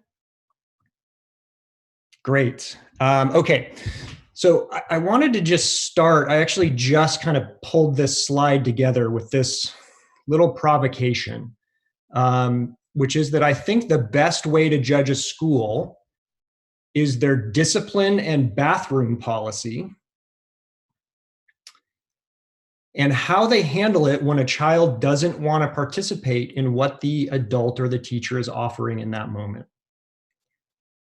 Because all of our schools now have the same things on their websites, right? And very few of them are actually delivering that. And I think it comes down to these types of things in terms of how we relate with each other that really determines the outcome. So I just wanted to start with that provocation to get us to really think about that there are some underlying fundamentals with how we relate, how adults relate with kids that determine the outcome of everything we are trying to do. Let's see if my controls will work here. There we go. So first I wanted to share some bright spots that I'm seeing right now. So I am executive director at the Institute for Applied Tinkering. We have Brightworks, our K-12 school, Tinkering School, our kind of tinkering-based big build programs with kids with power saws and everything, doing wonderful, fun stuff. But I also work with other schools and learning communities and homeschool families around the world. And the bright spots that I'm seeing right now are where the adults who are working with kids are really focusing on trying to find a way to help everybody learn because of what we're going through right now, rather than in spite of it. So instead of saying, you know, we're supposed to do math and this and that and the other and try to kind of cram that stuff into what's happening right now, they're saying, how do we all together really understand what's happening to us right now, understand the needs that we all have individually and collectively in this moment, and how together do we find solutions to those and try them together and evaluate whether they work and iterate on them and try them again in every possible way that we can do that together, from the parents and the kids in the home to the teachers and the kids on Zoom, and in every one of those relationships. When we try to force academic learning in this situation that the kids know is not the right thing to be doing right now, we're lying to them and they know it. And they stop trusting us as adults. And so when I'm seeing success right now and the kinds of things everybody was talking about today already happening, it's when this is the framing and the focus that we as adults put on it. Others spoke of relationships today already. I think these are three key relationships that basically the world over we get wrong in education. What is the relationship between the teacher and the student? What is the relationship between the learner and their own learning? And what's the relationship between our schools and our communities? And I think we're just striking out on all of those around the world, generally in our global education system. These three traits are the things that I see when we're doing education in the way that all the speakers talked about today. These three things are happening. The adults that are involved, and by the way, I think Andrew said it, and possibly every one of us, adults are never not learning. To say that learning happens when the kid's in front of Zoom with their teacher or doing homework is absurd. We're learning in every single moment. Every word we say as adults to kids is teaching them something. And I'll get to this in a little bit, but I think it's either teaching them power or equity. Every single thing we say when we're interacting with them. And those two are the difference in the future that Leslie talked about, I think. So I want to talk just a little bit about the burning bridge that we've all been talking about for decades, right? You know, school is not, you know, it was designed to turn humans into robots and computers. And, you know, we want these things. We want people who can identify problems, but we're finding that we're training them to have to be given the problems and the steps to their solution. We want people that can learn anything. We're creating dependent learners. Everything we want, I think the ways that adults are framing our relationship with kids is actually generating the opposite of everything we want. We want kids who can resolve conflict, and yet we're teaching them that justice is punishment by a third party. In all of our interactions with kids, the globe over in general, the adult paradigm, I would argue in these very scientific graphs that the evidence is super clear in all of these things, that what we want in all of these areas is going in the wrong direction, statistically, globally. Okay, so we know we've been talking about this forever. We know all this stuff. Like, we're all trying to do it. It's not working globally. It's not catching on. It's not transforming. So what will work this time when we come back, right? And I think it will only work if we stop focusing primarily on what's. We're a very superficial kind of education world. We're talking about what's all the time. And there have been a bunch of great what's that have been coming in the picture: mindfulness, social emotional learning, PBL, makerspace, et cetera. But when you filter these through adult control and domination, all of these get ruined. I've literally seen kids get detention for talking during mindfulness in schools. It's just, the adult domination filter is ruining all of these things, I would argue. So if we focus on how, in a very particular way, in my experience in the programs and schools that I've been able to start and build and help transform, then we start to get all of these outcomes that we're talking about wanting. So I would say that these are the three main descriptors of parenting and schooling around the world. It's authoritarian based, it's coercive, and it's non-consensual. And that I think that those are the three things that we're teaching kids more powerfully than anything else we're teaching them in school. So why is our how not working? Alluded to it before. It's because how we teaches way more than what we teach. I'll take, let's see. So here's a quote that I think sums it up from Adam Kotsko. We ask 18-year-olds to make huge decisions about their life and financial future when a month ago they had to ask to go to the bathroom. I mean, the environment we're forcibly containing kids in, non-consensually, is built on the opposite of everything we're asking them to be when they come out of it. So an example, math. I would argue that the number one thing we're teaching in math class is how to not like math, how to dislike learning, how to feel inadequate, and how to covet power. Every human being, I think we show very clearly now, forgets math down to the same level that human beings in healthy society, in healthy culture and community and families and communities, et cetera, learn it to without formal instruction. I think that that's been demonstrated very well in schools like Sudbury Valley School and others where there's not formal instruction, and the kids generally come out of there with the same math that we've all forgotten it to, unless we're rocket scientists. So in building the future, what can we do to come out of this? I think we have to focus on there's thousands of little things we could focus on, but I think we have to focus on something that ties it all together. And for me, that is, we have to rehumanize it. We have to rehumanize education. And by the way, you could insert parenting here in every one of these things I'm saying, because it's all about how adults relate with kids. They're being educated every second of their lives when they're interacting with us. and we have to rethink adulting. What does it mean to be an adult? What is our role in all of this? Because currently we were brought up to think it's to decide what's right and then force kids to do it. And it's just not working. So I think there are only two kinds of education in the world. We talk about, you know, all these thousands of different kinds and these different whats. We talk about Montessori and Reggio Emilia and, you know, traditional, which I would call conventional. I think there's only two kinds. There's self-directed and there's other-directed. And to my mind, the other-directed paradigm that we're operating under the globe over is what's giving us all of the opposite results that we want.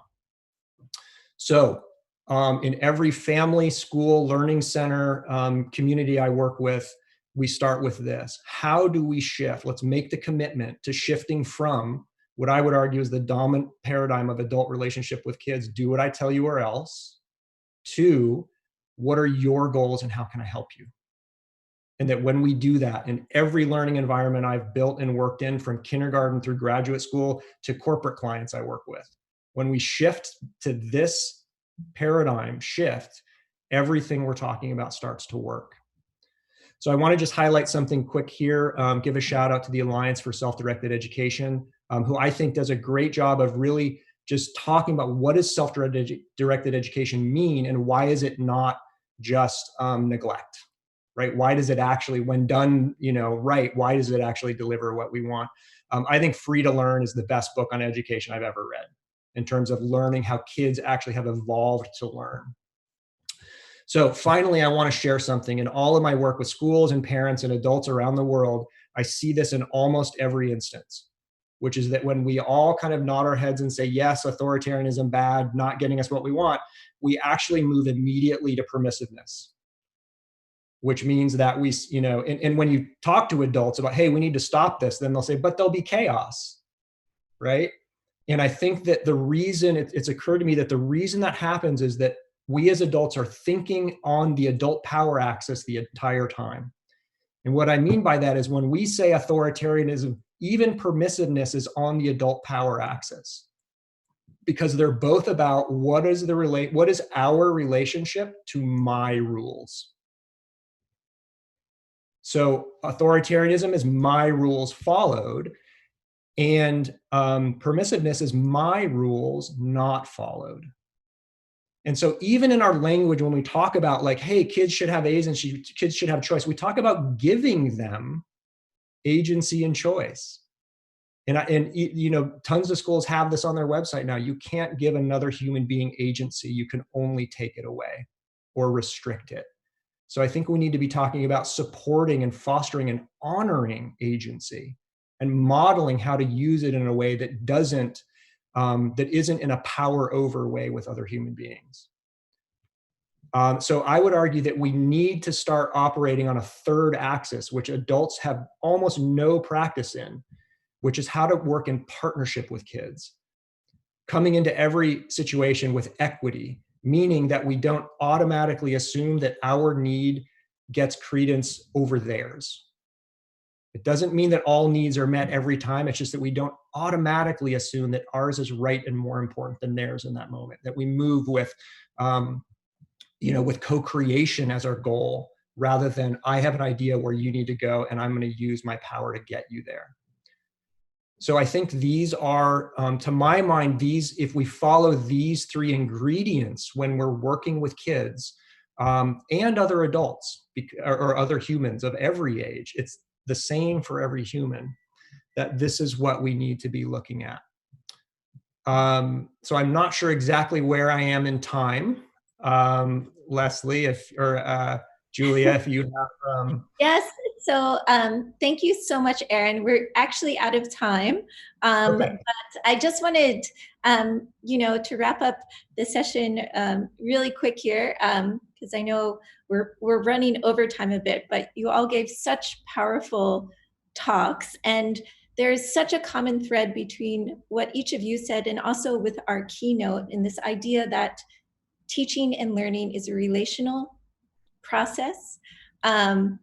And also that this idea and notion that the education of the future we need to rehumanize it. So I think that's a good note to leave on. And I just want to make a quick announcement.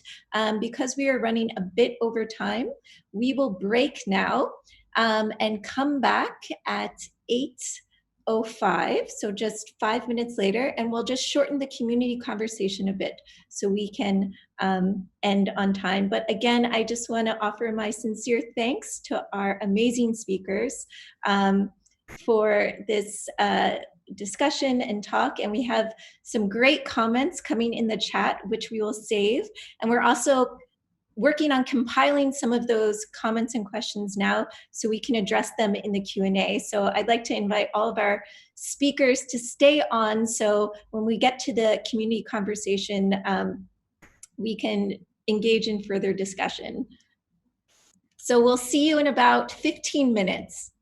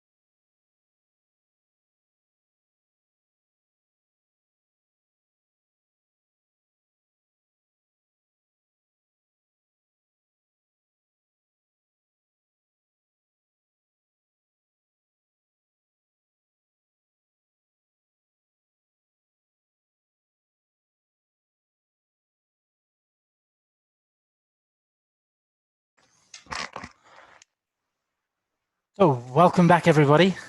I hope you had time to have a walk around or get a drink, a glass of water, a cup of tea or coffee and refresh. It's really difficult when we're all sat in front of the computer screens for so much more time in the day at the moment than usual.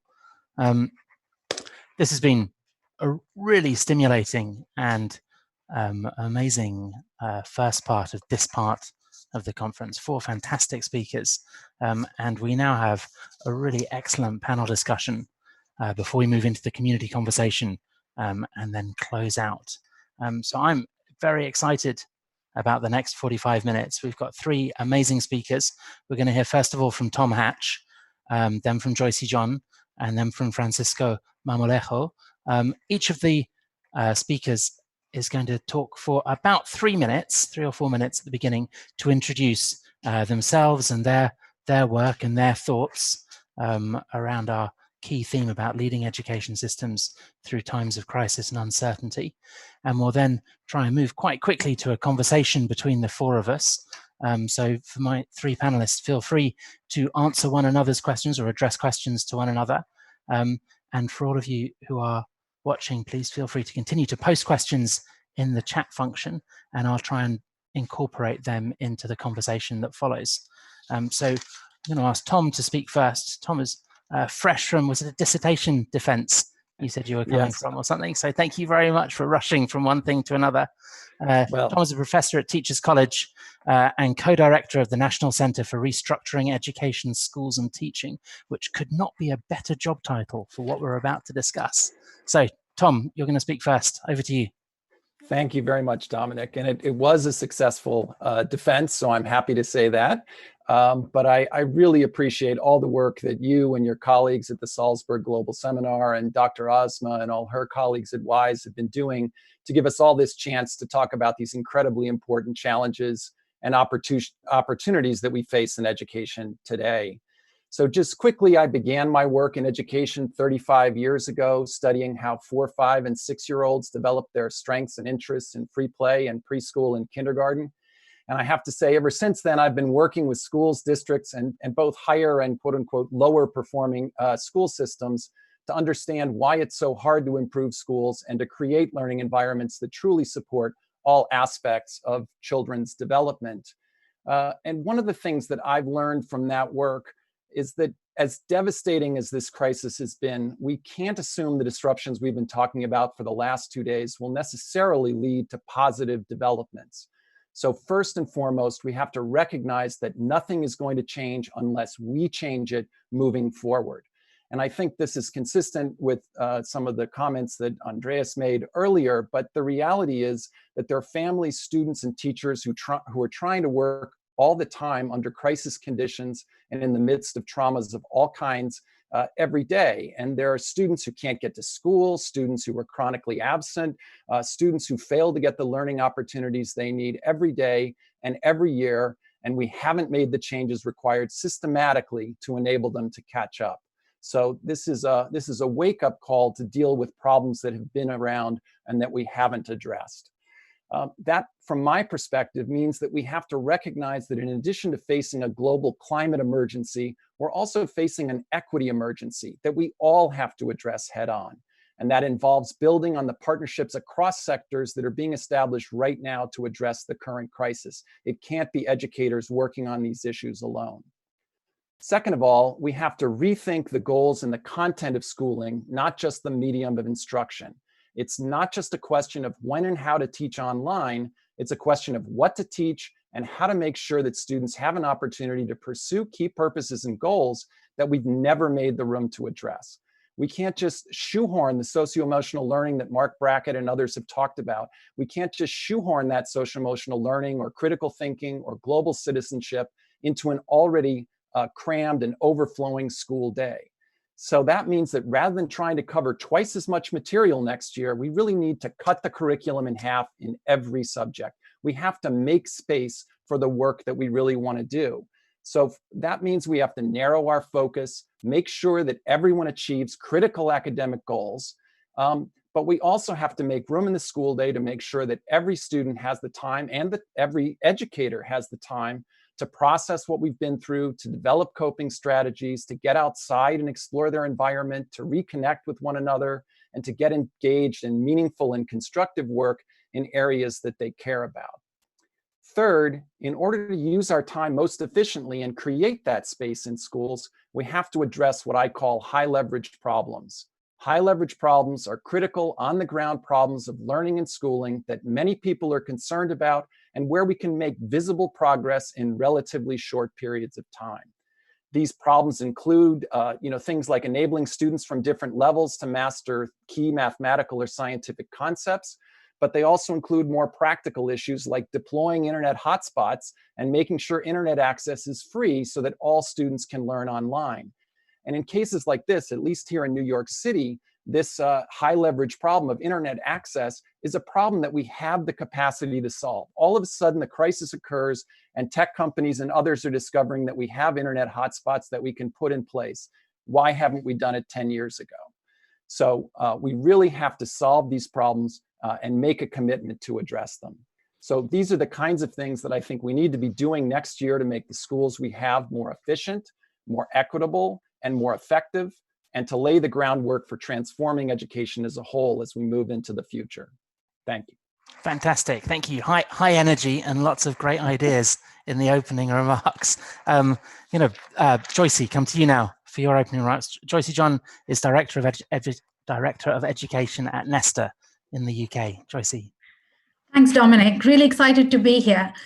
So many of you might not know about Nesta. It's an innovation foundation based in the UK. And the problem that we are trying to address is how do we make sure that the education system is broader, fairer, and smarter? What do we mean by that? And what is the problem that we are trying to solve? The education system hasn't fully adapted to the 21st century. And the COVID-19 crisis is just highlighting some of the challenges that already exist within our education system. For example, the lack of technology access, or supportive home learning environment, or an over-reliance on high-stakes exams, and the growing opportunity gap. We believe that we need to focus on skills that are beyond just academic achievement, things like creativity, social skills, emotional resilience, alongside technical expertise, if we want all learners to thrive in both life and in work. And to enable that, we are supporting organizations that are testing innovative ideas in order to build social and emotional skills in education. By fairer education, we mean that there has to be much better opportunities for both women and those from disadvantaged backgrounds. And we are doing quite a lot of research to try and understand what are the barriers and what can we do to shift the balance and to really encourage more women and those from disadvantaged backgrounds to study artificial intelligence and work in AI and technology, because we know that the world is being driven by algorithms and we're all sitting behind a screen and talking to each other virtually. So, we need to make sure that we're not ensuring that the same sort of biases are being replicated in our virtual world. And finally, by a smarter education system, we mean that schools, colleges, learners, and educators are making better use of technology and data so that we are collectively making learning more efficient, effective, and engaging, and that we are really testing out what works in the real world and building the evidence base for what works. So there we're working with the Department for Education and trying to figure out what technology solutions would help build some of these skills, as well as supporting learners, not just in the academic achievement, but also in some of the deeper skills that many of the speakers have spoken about earlier. So what's my vision for education? If we were to reimagine education, what would it look like? Firstly, I think education has to be a collaborative learning process that involves parents, students, learners, employers, the community, and government. And a lot of speakers have spoken about that. Secondly, it's about reimagining learning by means of a system that's built on evidence for what works, not just in social and emotional learning, but also around critical approaches to technology, and innovative pedagogies. And finally, when we are reimagining education, we need to ensure that it improves social mobility so that it doesn't replicate, entrench, or increase structural inequalities that exist. For example, when considering EdTech as a potential solution in times of crisis, we need to take a holistic approach. In other words, alongside device distribution and Wi-Fi access, we need to make sure that there are practical guidance and opportunities for learners to learn in a quiet space and in a safe space. So in summary, I think learning needs to be collaborative, evidence-based, and accessible for all. Josie, fantastic. Thank you very much. I can already see some really interesting points of contact between what you said and what Tom said, and also potentially some really interesting points of divergence and difference. I'm going to bring the third speaker in now before we move to a group conversation. So Francisco Marmolejo is the education advisor for the Qatar Foundation in Doha. Francisco. Thank you very much, Dominic. It is a real pleasure participating at this session. I know it is challenging because it is almost the end of the 2 days journey. And I know that for some people might be very exhausted, but I really appreciate that in the organization it was included a panel to discuss, I must say, the so what factor. What is next?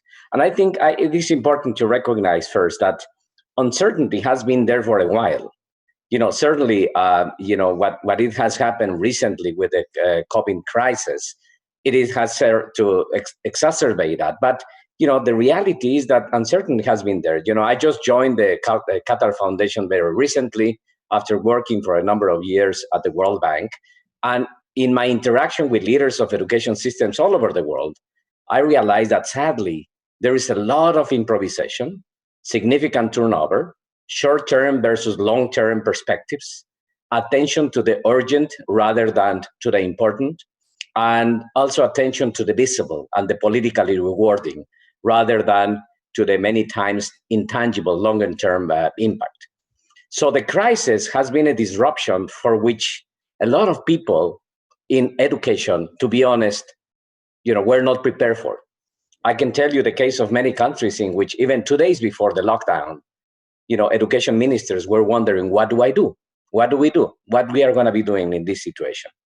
Interestingly, just to mention the case of Qatar Foundation and Qatar, probably because the blockade of experienced by the country years ago, in a way, the system was prepared to quickly react and to act upon and put in place a parallel system for delivery of teaching learning immediately after. And I can tell you, the case of Qatar Foundation, we are talking about a network of 20 different educational institutions from kinder to doctoral level, with about 8,000 students from 50 different countries, just at the higher education level, 65 different academic programs. So it is a relatively complex environment of different institutions. And then quickly, institutions were able to transform the delivery of the teaching and learning. But of course, that is not the case in all situations. Now, I will refer briefly to the case of higher education, because during the 2 days, most of the discussions have been mostly focusing on the previous levels of education. And of course, my area is higher education. So I will say that for a while, calls for the need to redesign higher education have been in place. The rationale, of course, was different. It was mentioning the need of more adequately prepared people for the current and the future needs of the knowledge-based economy and society. Just Andreas was making a point about that in his previous presentation. But now, of course, because the crisis, we see that there are different developments that are happening, and it's important to keep an eye on those.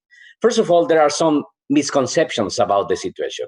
The one is that, for instance, online education is a panacea.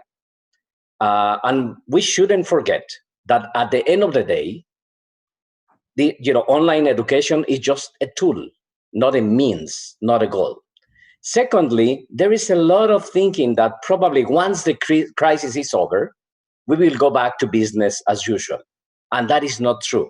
We need to be very honest in recognizing that institutions will face in the after crisis diminished enrollment, competing funding for other sources of funding from societies. There is going to be an employer's sector which is going to be in shock, and certainly that is going to affect, what is going to happen with the graduates of the educational institutions. And certainly there will be significant financial limitations that educational systems all over the world are going to be facing. So it is important to keep that in mind. Now, if we talk about the crisis as a catalyst for change, probably it is an opportunity to recognize that the education systems of today still, as it has been mentioned in previous sessions, is facing a lot of challenges. Inequality in access to education. In the case of higher education, it's very evident that there is an excessive academic a workload of educational programs. There is a very limited articulation between the different levels of the educational systems. And of course, there is a significant emphasis on disconnected knowledge, too much in disciplines and too little in other type of soft skills. So, in summary, how do we consciously design for the new normal? I think this will require significant political willingness. It will require, eagerness to disrupt. It will require innovation and feasible ideas. It will require a participatory approach, especially with teachers and with parents. And of course, it will require decision-making based on evidence. We cannot miss this opportunity for an adequate disruption of the educational systems in order to more adequately prepare the next generation of professionals, the next generation of leaders of our societies. Fantastic. Thank you, Francisco. And thank you for highlighting, I suppose the lack of focus on higher education during the conference so far, which is a really interesting topic for us to look at for future conferences. I'm sure if Leslie was to chip in at this point, she would make a similar point about a lack of focus on early years. And we're conscious of this, and this did have a deliberate, I suppose, design focus on K-12 innovations, but obviously they're all parts of the same ecosystem and they need to reform together rather than individually. I was hearing two key themes that were consistent across all three of your opening remarks. One was around the idea of the crisis, in Francisco, in your phrase, as a catalyst for change, or this unique opportunity where we've got almost every education system, every school system globally has effectively had pause pressed on how it traditionally or conventionally delivers learning and education. So there's this astonishing opportunity to rethink how these systems could work. And then secondly, that things need to change in the curriculum because the wrong focus areas are there at the moment, but we can't just add more things. We need to strip some things out. Now, when we were talking about that, when we were planning this session, we'd agreed that each of you would now have a chance to comment on what others had said before we get into the discussion. So we're going to open that up now. And Tom, you can come back on any of the points that Joycey or Francisco made. Well, there are so many important points that were just made. I think and I really do want to echo the importance of dealing with all aspects of the system. So the alignment between K-12 and higher ed is crucial. They're constraints on one another. Each one blames the other for some of the problems that we're encountering and the inability to change. But we could also look at early childhood and before the K-12 system. So ultimately, we need to look across all of these, including adult learning as we go into the workplace, which I think certainly connects with points that Joycey was making. We can't think about what happens in schools without taking into account what happens in later life. But in terms of the crisis as a catalyst for change, it's both an opportunity and a challenge, because what I keep hearing over and over again from everyone is, how are we going to make sure that students catch up? And if all we focus on is getting students to catch up to the same old goals that we have before, we're never going to make the progress that we need to make, and we'll probably lose a lot of kids in the process. So we really need to look more holistically at the problem and recognize that kindergartners who are, missing 3 months of school are in a very different position from, seniors in high school or 11th graders, or even, folks in college who are about to graduate. We have to approach these as different problems. And I'd like to pick out a few areas that we could work on together. For example, thinking with Francisco or Joycey about how do we help those students who would have graduated, who may have gained the knowledge and skills they needed to graduate from high school and enter into higher ed in these, this 3 months period or next year, but who may not as a consequence. What can we do for them? And then what can we do in terms of realigning the system moving forward? Great, thank you, Tom. I think, I suppose another element within what you were just saying is the fact that the longer the suspension of schooling goes on for, the greater the disparity of levels of understanding of curriculum topics will be when students come back in, because everyone's family environments are different, and there'll be different levels of learning happening at the moment. If I may add, Dominic, I think it's, I have been privileged to visit many countries and visit many educational institutions. And, I'm just keep thinking about the case of those places where you find that there is no electricity, that teachers go there and stay only for 3 days of the week, in which even sometimes parents are relatively disengaged on the knowledge of students may acquire because they don't know about, what is this new territory for them. So, of course, the significant risk of increased inequality of opportunities in the educational systems in the world is very tangible right now. And I think that's why we need to work together. More than ever, the need for a comprehensive, holistic, articulated, entire educational system in our communities is truly needed. We no longer can afford the luxury of working in silos in our entire educational system. That is a wrong approach. Has that, in your experience, Francisco, and you've got vast international experience in many different parts of the world, have you ever seen that effectively happen? Or where have you seen come closest to that idea of a holistic system? Of course, there are many cases. And in fact, I don't want to be sort of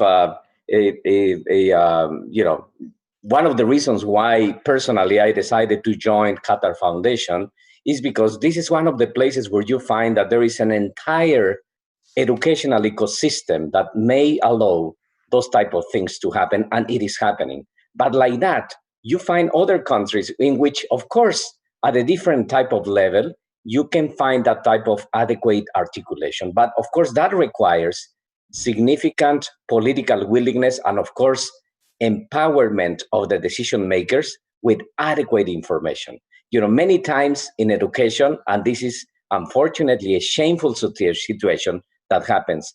Unfortunately, in education, we based many of our decisions in anecdotes, not in evidence. And if anyone is equipped to build evidence, are all of us working in education. So we don't know what happens with our graduates of our educational institutions. Sometimes we say that they are doing wonderful because we have 1 or 2 cases of successful individuals, and we like to use them as an example of how wonderful is our institution, but we really don't know what is happening. So in that black box, which is the classroom, still we don't have the evidence in many cases. If what students are learning, they are learning that because what we do in the classroom, independently of what we do in the classroom, or despite of what we do in the classroom. And unless we build that evidence, still we are going to be basing our decisions just in anecdotes, in emotions, but not in the rationalistic evidence. Brilliant. Thank you, Francisco. Joycey, excellent. Jump in. Come in here because, there are 2 specific points. One around why hasn't the system changed? Because there have been many crises before, and somehow for the last 150 years, education system has remained what it has been and is as today. I guess the only difference now is that it has shifted from a physical delivery to a virtual one because of the huge disruption that's caused. And I totally agree with Francisco around the need for evidence. And it's not just around what works from a technology perspective. If you think about social and emotional learning, I think COVID-19 is going to increase some of the mental health and well-being challenges that young people face. And what sort of things can we do to support young people in a holistic way? How can we link health and education and well-being for learners rather than just focus on catch-up and attainment? This also links to some of the structural points that were made earlier. Why hasn't the system changed? Because the way we structure education is the way we can measure things. How much grade did you get at the end of higher education or at the end of schooling? And if that system doesn't change, where we are just measuring your grade or your ability to do things based on a grade, then the system itself will not change. So I agree that we need to work together across different sectors, businesses, government, academia, higher education, schools and colleges all need to work together. But the bigger question I have is, what have we learned from the previous crises, and why hasn't the system evolved, even though we know that the current system is not fit for the 21st century? Your point about virtual delivery, in the previous session, and apologies to people who weren't part of that, the opening address came from Manos Antoninis, who's the global director of the director of the Global Education Monitoring Report. And in one of his slides, he and I'm going to misremember the exact statistics, so apologies in advance, but it was something along like, significantly less than 50% of students around the world have access to online platforms or to online learning. And one of the issues that has come up in a number of different manifestations over the last couple of days is there is this real risk of accelerating inequality at the moment as different education systems, rush very legitimately with great moral purpose to deploy new learning systems for those that can access them so that learning continues. We risk accentuating things like digital divide, but also other kinds of inequality. And I'd love to get your thoughts on that from an innovation perspective. How do you manage against that or mitigate against that? Yeah, that's a problem that we are currently trying to figure out. We're thinking about what can we learn from other contexts. So if you look at health as a good example, where a lot of volunteers have been mobilized, and because the NHS, the National Health Services in UK, isn't able to cope up with the current challenges. Could we do something similar in education, where it's not just about technology, where it's about the community coming together? Could we maybe engage people who've already retired, or people who are who have a lot to offer, but they are not considered as teachers? What can we do to link people up so that young people don't feel isolated and they have to sit behind a screen and just learn on their own? Because not everyone has the same level of access, and even if you give them a device and connectivity. So we're talking to government, where they're looking at probably distributing devices and Wi-Fi to the most disadvantaged kids.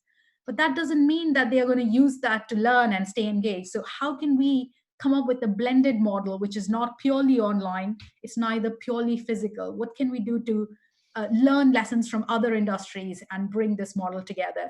We haven't figured out all the answers, but we are working with a number of funders in UK and with the Department for Education to look at how do we address the disadvantage gap and the inequality that is going to get worse, because those who have the well-off kids will have online tuition, will have devices, will have all the resources that they need to learn. It's the most disadvantaged. But one of the challenges that we're facing is that we know that it's not just about the achievement gap. It's well-being. It's also about people's ability to get opportunities or their first job, or the students who are looking to do work placements this summer. There will be no work placements because companies are all operating remotely or are having to lay off people. So what happens to this lost generation of people, and what can we do to link people up to increase their social capital, their networks, and their ability to build skills capabilities and the resilience when the world goes back to operating in a non-virtual world. The trouble with this panel is every time each of you speaks, it opens up about 50 new ideas and new avenues of conversation. So having any kind of consistent thread is going to be a challenge. But what I thought was brilliant, Joyce, about everything you were just saying was how it it all connects to your opening statement about how learning is a collaborative process, and that collaboration happens between students, but also across institutions and across different parts of the system. Tom, would you like to come in at this point? Well, I want to pick right up on that notion because I think those collaborations are absolutely essential to doing the work that we want to do. And there was a comment in the chat. I'm sort of trying to keep track as we go along, which is quite a challenge. But I think there was a concern that sometimes these conversations are too general. But I think really what we're talking about is part of using the data and learning from other experiences is to help us identify the critical issues at different levels that will bring people together locally to solve particular problems. This is an approach that community organizers in different places take, trying to get a sense of what are the specific concerns that people have, and then sorting through these in a way to identify, as I said, the high leverage problem, the problem that's critical and that's shared and that brings people together to develop innovative solutions at the moment. So that's why I was highlighting the difference between the issues for high schoolers right now in different contexts and the issues in kindergartners. That's not to suggest that the issues for kindergartners are not just as important, but they're different. They're fundamentally different. And it's different in the US, in New York versus a rural area. It's different in developed versus developed education systems. And we have to get down to that nitty-gritty level and solve those crucial problems. And make progress from there. This gets to an issue of building the infrastructure, which I know Joyce's work and others addresses that we might come back to later on. That's really interesting.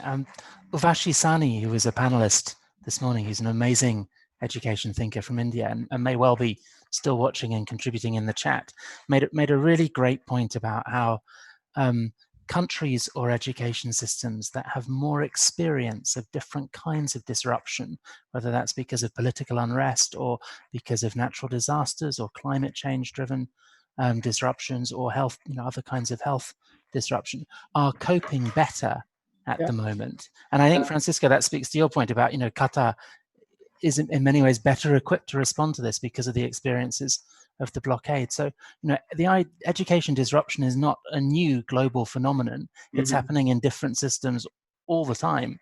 And how can we learn more from, applications and responses which have worked in different territories and try and scale them or apply them globally? If I can add to that, Dominic, because I think and that's why I really appreciate this type of event, because it is helping all of us to learn from each other about what is working in different contexts. And of course, whatever we hear from other contexts might not work in my own territory, in my own case, and vice versa. But I think by virtue of sharing experiences, it is a significant learning opportunity for all of us. So, but I think organizations such as your organization, the Salzburg Global Seminars, of course, WISE, Qatar Foundation, and many organizations can combine efforts in properly curating all those experiences, specific cases, as the many that we have here during these days, and making those available for those which are really eager to find, what opportunities may exist, how I can address this particular specific challenge, how that works, as Thomas was referring to, at a early education level versus at a higher education level. I think we need to figure out ways to spread out in a more effective way information about practices. I won't say best practices, but I will say at least practices, in order for everybody not to reinvent the wheel, but also to learn from each other. Great, thank you, Francisco. Joyce, were you about to come back in? Sorry. Yes, I really like the point that Francisco made around context and the fact that we should be sharing more case studies about what's working and why, because that will enable people to understand, what are the things that they can learn from that specific context. Just before coronavirus hit, we had launched something called Classroom Change Makers, because a lot of times you think that change happens top down, where a policymaker sets out a policy and then it ripples down. But we also know that community movements and social movements happen bottom up, and we wanted to uncover what's happening on the ground when it comes to teachers teaching subjects which are usually considered very technical, but in a very creative problem-solving, real-world problem-solving way. So we launched this program to identify ideas and teachers who are teaching maths and computer science in a creative way, in a real-world problem-solving way. And we've just awarded 15 different teachers who came up with these ideas.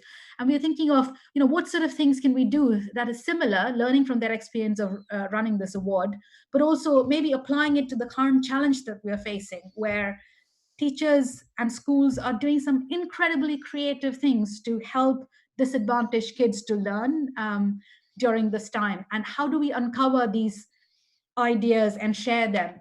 So, I think we should definitely do something where we are sharing ideas from around the world, where teachers are helping disadvantaged kids learn, and not just in an academic way, but also building the social and emotional skills during this time. One of the most amazing organizations I know of that works in that way is 100 in Finland, that many of you may be aware of, which, if I remember it correctly, was initially set up as a sort of trying to understand how innovation can transfer from one education system to another. It was one of their original founding purposes. And their website is an astonishing treasure trove of case studies and innovations that have been successfully piloted in one jurisdiction or one education system and are now being transferred to another. Francisco. Yeah, there is also, and again, I have been just recently learning about the many activities that Qatar Foundation is involved in, but there is a foundation that many of you may be aware of, which is Education Above All. And that foundation, which is also based here in Doha, basically has been specializing in working in fragile environments. And there are a lot of lessons learned about working on those fragile environments, translated into the situation that we are dealing with right now at a global scale. Because the fragility of many kids all over the world, because this crisis in terms of education is very, very high. Tom, you talked in your opening remarks about how one of the things the crisis was revealing was that the capacity and the funding and the will to address many of these inequalities or structural has been there for a long time, and it's taken the crisis to I suppose, whether it's about agency or whether it's about moral application, but for different organizations and different actors in education to step forward and give more of an enabling role. Do you think that we will be able to keep these aspects of the new normal, and that when we emerge from this phase of the pandemic, we will have fairer education systems or better access? Or do you think it's a short-term gain? I have to admit that I'm one of those who, when I look at the glass and someone asks, is it half full or half empty? I say, I'm delighted if there's any water at all. So it's a difficult question to answer. I think, the history of school reform, which I've studied and I'm writing about now, suggests that we really have not been very good at developing, as Francisco says, the political will and the commitment to make changes that we know can really benefit the system. And I would really also just bring in the words of Ron Edmonds, who is a well-known researcher in education, who advanced the effective schools movement and others. But one of the things he said is, if we could just stop doing the things that we know don't work, we could make a tremendous amount of progress. It's not necessarily just about inventing new things. We know some things don't work, and yet we continue to do them. And that does make me somewhat pessimistic about our ability moving forward. But looking at things like the climate change movement, the agency that students are developing in schools, the protests that are going on, that does give me hope that we can have some real changes down the road. But as Francisco again and Joyce have said, that takes all of us together, and it's not just a political movement, it's a social movement, right? It's not a technical problem of getting someone to the moon. It's a social and cultural challenge that we have to take on together. And again, for the long term, recognizing that it's a long haul and we need to make some small steps now with an idea of where we want to go in the future. One of the things that has been being discussed on Twitter is how, as more and more learning is happening at home or outside of school because schools are shut down, more and more people are becoming involved in the process of learning and supporting. So it's becoming a more social process, and that there will be many more people with stronger opinions about how and where learning should and could happen when this phase of the crisis comes to. And also there will be a greater recognition of the role of teachers. Many parents I'm sure you have seen many expressions about that. Now they say how much they love and appreciate the work of the teachers. Yes, well, that can only be a good thing, I think. We're nearing the end of our time for this discussion. I'd like to ask two questions, get your thoughts on two questions to close with. The first of those is if you could choose one thing that needs to be much more visible in school systems or education systems in the near future post-COVID-19, what would that one thing be that you would prioritize? And then the second part of the question is, how do we enable that to happen, and what needs to change in order for that to happen? I will start by saying that something that this crisis is helping all of us to recognize is that in a way we have been missing the point.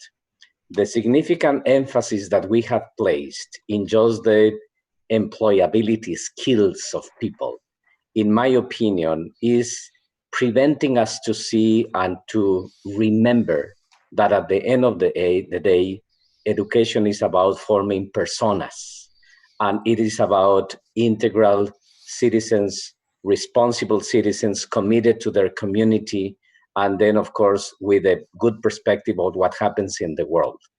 And this, if I dream about what to change, I would say, let's go back to the basics. Let's remember that what we are doing is preparing the next cadre of our civilization at this point.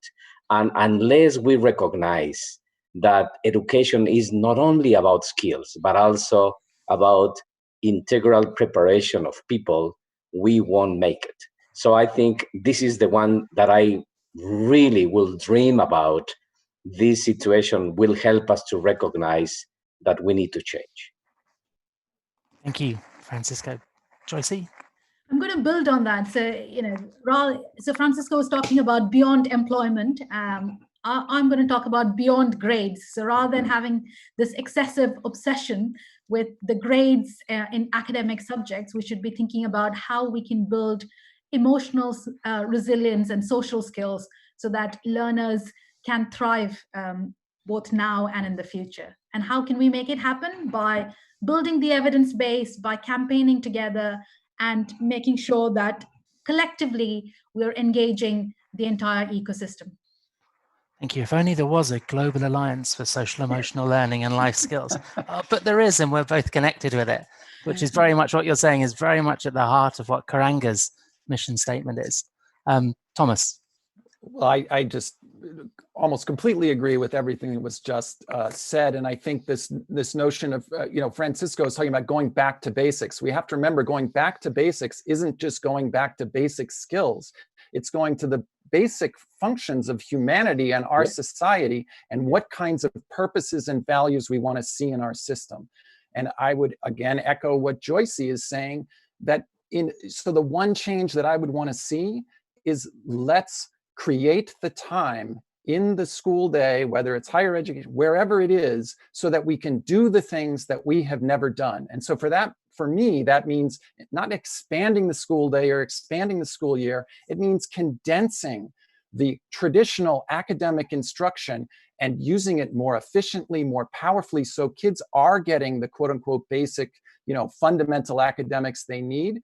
but nothing will happen unless we actually create time where we can ask people how they're doing, help them develop care and concern for one another, and develop into the kind of citizens that I think Francisco and all of us would like to see. We don't know how long it is, but we have a finite window of opportunity to bring about these changes. And so the urgency around this is incredible, because different systems are going to be returning to schools convening in different phases of time. And so the opportunity, this kind of moment of global leverage, or the opportunity for pulling on a global lever of change, is we don't know how long we have it for. So there is this kind of call to action, which is a really interesting way, I think, to close out this discussion for all of us and for everyone watching, that we need to seize this opportunity, because it won't be around forever, and old habits will seep back in very quickly. This is a unique opportunity, Dominique, for the new generation and for us as educators to become more humble, more tolerant, for our education systems to make sure that students of today and professionals of tomorrow will have the sense of solidarity that probably we are still missing, that they will have the care for community, and of course that they will have a strong sense of social responsibility. And probably I might say that we might be totally confused at this point, but that's fine. If we are confused, means that we care, that we really want to find solutions. And I always remember what Paul Valéry wrote many years ago when he said, what it concerns about the future is that the future no longer is what it used to be. Thank you, Francisco. Tom or Joyce, any closing words? We can create the future together. That's my... Absolutely. The future cannot be extrapolated or guessed, should be defined. Sorry, Joyce. No, that's fine. I think one line out to close. Nice. Tom. Well, I think we have to recognize that kind of unpredictability, but we have to choose what it is that we're going to give up in order to get the things that we care about that we've never had, and really commit ourselves going forward, working together across different viewpoints to achieve the goals that we care about together. I think this idea of caring and compassion has come up in every single discussion over the last 2 days, and how this is one of the things that I really hope will be much more visible in all stages of our education systems when they do start to emerge from this phase of the crisis, because it feels like, certainly for this education community, there is a very collective sense that that's one of the things which we need to hold most dear and make most visible in the education systems. So thank you to the three of you very much indeed for giving your time to this and being part of the discussion. If you're able to stay with us, I'd love it if you would stay unmuted and visible, and to bring Aaron and Leslie back in if you're around, because what we're going to do now is go through the community conversation slides. So Julia has been working assiduously while we've been talking to pull together some key themes from the chat function in Zoom and on Twitter and on the YouTube comments and the Facebook comments. So the key themes which have been coming up in the discussions during this part of the conference. And what would be really interesting, we'll work through the slides for everyone who can comment on chat as the slides come up, for you to add your thoughts and ideas about these, because this will help us shape where we go next with this series. And for Francisco, Tom, Joyce, Aaron, and Leslie, if you want to chip in and comment on any of these things, then we'd welcome your additional insights. And we've got about 15 minutes for this before we hand back to Dr. Asma for closing remarks. So Julia, if you're able to move to...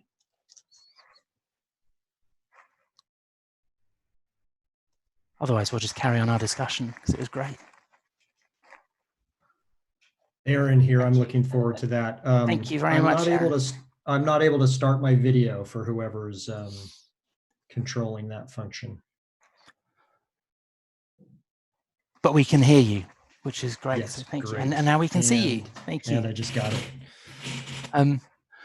So there's been a lot of discussion around what we would like to see happening in schools. Any opening thoughts from any of you? And Leslie, if you're still on call, feel free to join in as well.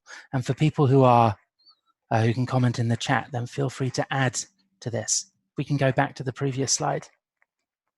I'm going to risk starting with a challenging question. What has been obvious and so moving and so inspiring over these last 2 days has been that we actually as a community see things in absolutely identical terms. We are all talking about the same thing. We all understand the same thing. And it's not a coincidence that we do, because we've been talking about this as a world for 72 years. It's all there in the Convention of the Rights of the Child, the Declaration of Human Rights. It's all there, and we keep repeating it. What is it, is my question, that blocks us? What is it that says to us, despite having the tools, that we need to measure the extent of the problem? There have been evidential studies, longitudinal studies for the past 50 years. We know what's needed. Why can't we just get on and do it, even in just a few countries, so that they shine the light and bear the torch for other countries? Believe me, when countries see their national, their GDP rather, skyrocket, because they're no longer having to incarcerate violent offenders, because they're actually nurturing decent human beings, they'll want to do what we know they must do, which is bring social and emotional learning into the formation of our persona, as Francisco put it. You know, into the opportunity cost of not acting is becoming clearer and clearer, isn't it? What's wrong with us that we stare this in the face for so many decades and seem to be incapable of acting? We come up with excuses, we come up with reasons why not. It's all there. It's in this community here right now. We, all of us, have the tools. What's the problem? Let's move on. No, please, Aaron, I'm sorry. Sorry, I was just going to say there's a couple reasons that I think that is anyway, and it's probably not the complete set, and they might not even be right, but here we go. I think there's a couple things around it. One is, I think, actually somewhat organizational, which is that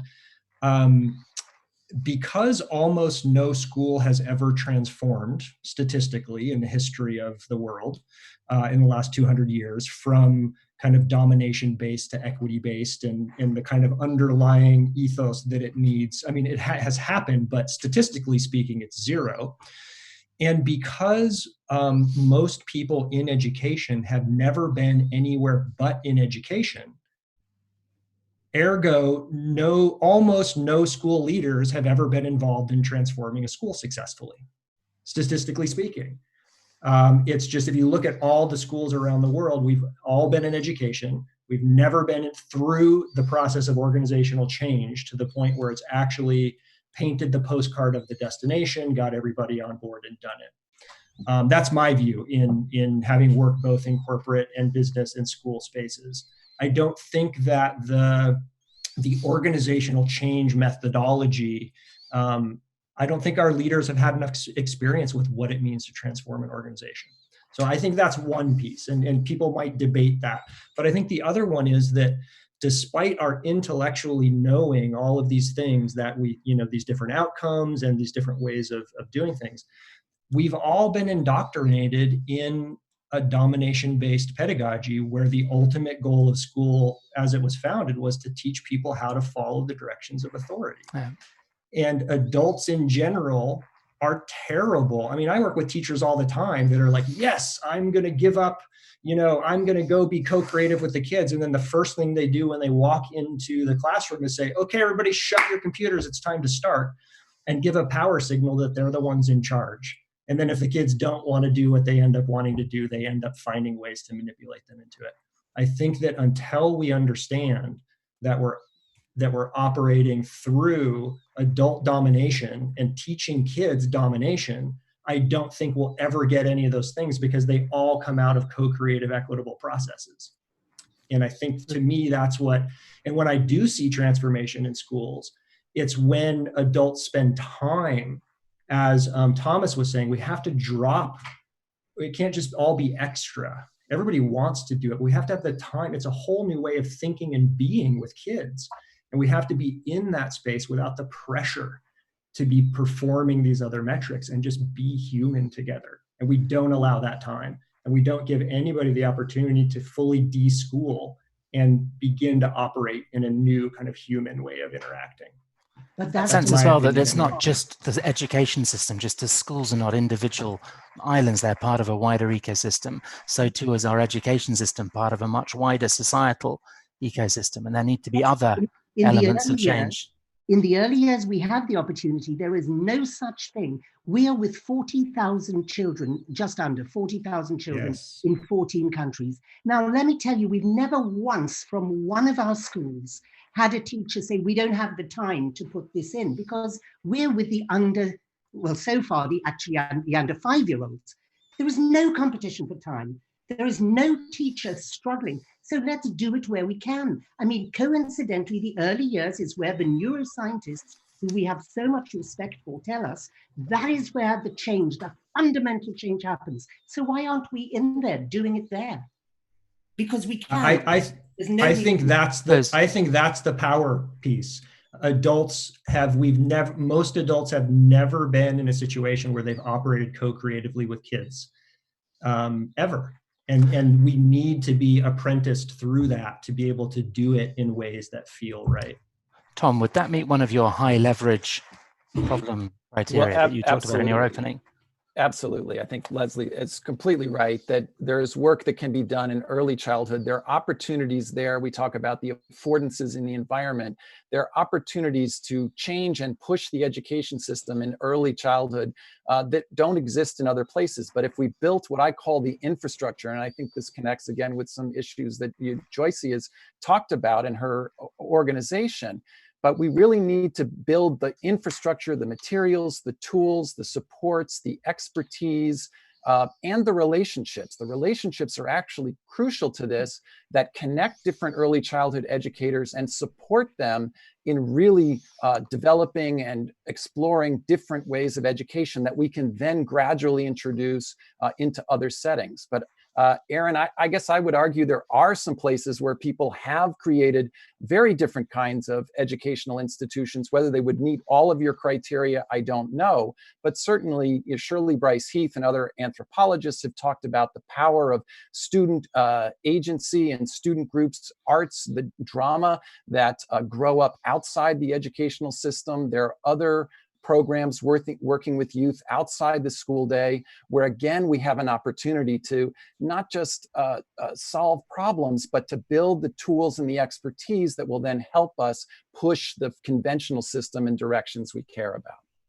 Yeah, Joyce, you were going to come in, and then Aaron, I'm so sorry, we're going to have to, we will need to move on. But Joyce, you were going to come in with a comment, and then we'll move to the next slide. So, Aaron talked about experience and power dynamics. I think I just wanted to bring out the point around the complexity of the system, because it's not just, the early years, K-12 and higher ed or vocational education. I think it's also the system around it. So parents want the kind of education that they experienced, and if you radically change that, they have concerns. Similarly, policymakers measure things on what can be measured. So if a country lags behind in tests, then they have to be accountable. I wanted to give some examples where things have worked. So from a country perspective, Welsh government have redesigned their entire curriculum. Singapore has been ahead of the curve, both in terms of outcomes, but also redesigning what the future education system should look like. And I was very fortunate to do my undergrad there. But in terms of organizations that have, for example, Big Picture Learning was a great example where they started small but have scaled. So what can we learn from these countries and these programs that could be replicated at a much larger scale? One question on this slide. Dominic, if I just have just 1 second to say that, I've also seen, I think you're absolutely right. There are tons of bright spots that happen and that have happened over the years. I went to an open classroom that started in the late 60s when I was a kid. The problem that we see with almost all of these that started in the last 30 years is the dominant paradigm of society squishes the spirit out of them, because the founders leave. I mean, still, statistically speaking, there just aren't enough people that have experienced to keep any of them going long enough against the constant pressures from outside and the infiltration of turnover, right? New parents, new teachers that weren't part of the founding spirit. They bring in the paradigms of the dominant society, and it just, it eats it from the inside. I think education could learn a lot from the tech sector, how the current players have basically created new paradigms, right? So maybe we need to learn from other sectors that have managed to be innovative. I think that's true. Early childhood has the potential for all of this, because parents don't really care what happens to their children at the age of 3 and 4. For the most part, they want them babysat. Early childhood has been completely ignored in I all agree, of this time. Leslie. And at least if we're not trying to do academic stuff in the beginning, even if we just take away that damaging thing and just care for them, that's our opportunity. We have to go there. We have to start there. I'd love to get your thoughts on the final question on this slide, because we haven't talked that much about how the relationship between private sector and employers may change with education because of COVID-19. And I suppose it's coming back to this idea that we just alluded to, that education as an ecosystem is also an ecosystem within a much wider societal network, and that things are beginning to change in that. Which I think also, Leslie, speaks to what you were just saying around how early years is positioned within the structure. But I mean, Francisco, for example, your thoughts on how employers need to be responding to the education challenges of the current situation, and how that might change longer term. Well, I think just briefly, I'd like to make the case that we should be very mindful in knowing and recognizing that many times employers don't know what they need. It is very common for employers to complain on how bad the educational system is doing, how inadequate is the preparation of students. But when you go with them and you ask, what is exactly what you need? And more important, what is what you will need in, let's say, 5 years from now? Of course, they might come again with very uninformed set of ideas that probably they pick up from a presentation from McKinsey or the World Economic Forum, and say, now we need graduates with these specific skills. So I think there is a lot of work to be done, again, in gathering adequate evidence of what works and what is needed. That's first point that I like to make. But second one is, of course, and it goes back to what Leslie was making the point about it. The challenge for all of us is not to convince all of us about the need for change. I think all of us are convinced about that. Our challenge is, how do we make a convincing case to the rest of society? And that includes, of course, employers. And for employers, the rationale is very clear. If we are able to show to them that whatever deficiencies they are having in their productivity, as they refer to, and or in the need to retrain people, are going to be properly covered in the educational system, of course, that it is something that is much more understandable in terms of the type of decisions that they involve in. But of course, that goes back to my point initial about the fact that now, in this crisis, we need to develop a stronger sense of solidarity from everybody, including, of course, the employers. So I think it is needed to engage in this type of discussion. I have seen a lot of conversations in the chat about the fact that all of those is politics and is political. And I agree. So probably we as educators need to become more political as well. We need to do politics as well, because that is something that we will need to take in consideration, not only with employers, but also with governments. There's a really interesting advocacy argument, isn't there, with what you're saying, Francisco, that the sort of stock of educators is incredibly high at the moment so the opportunities for advocacy and looking for levers for change is greater. And in our case, it's advocacy based on information, based on evidence. I guess we have the opportunity to do that. We have the great opportunity. We cannot miss that opportunity.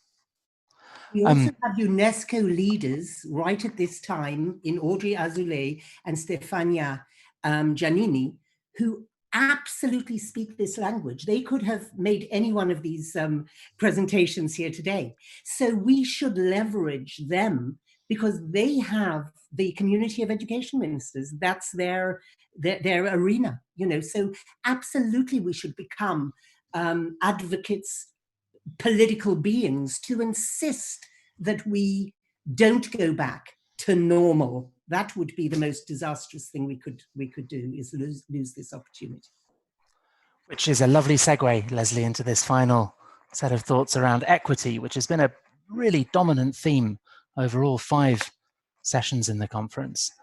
So perhaps we could also take this opportunity to ask for some closing remarks from the 5 of you, because you've all been such fantastic contributors over the course of this afternoon's session around this issue of equity and fairness in the kinds of education systems that we need to see emerge from this period of crisis.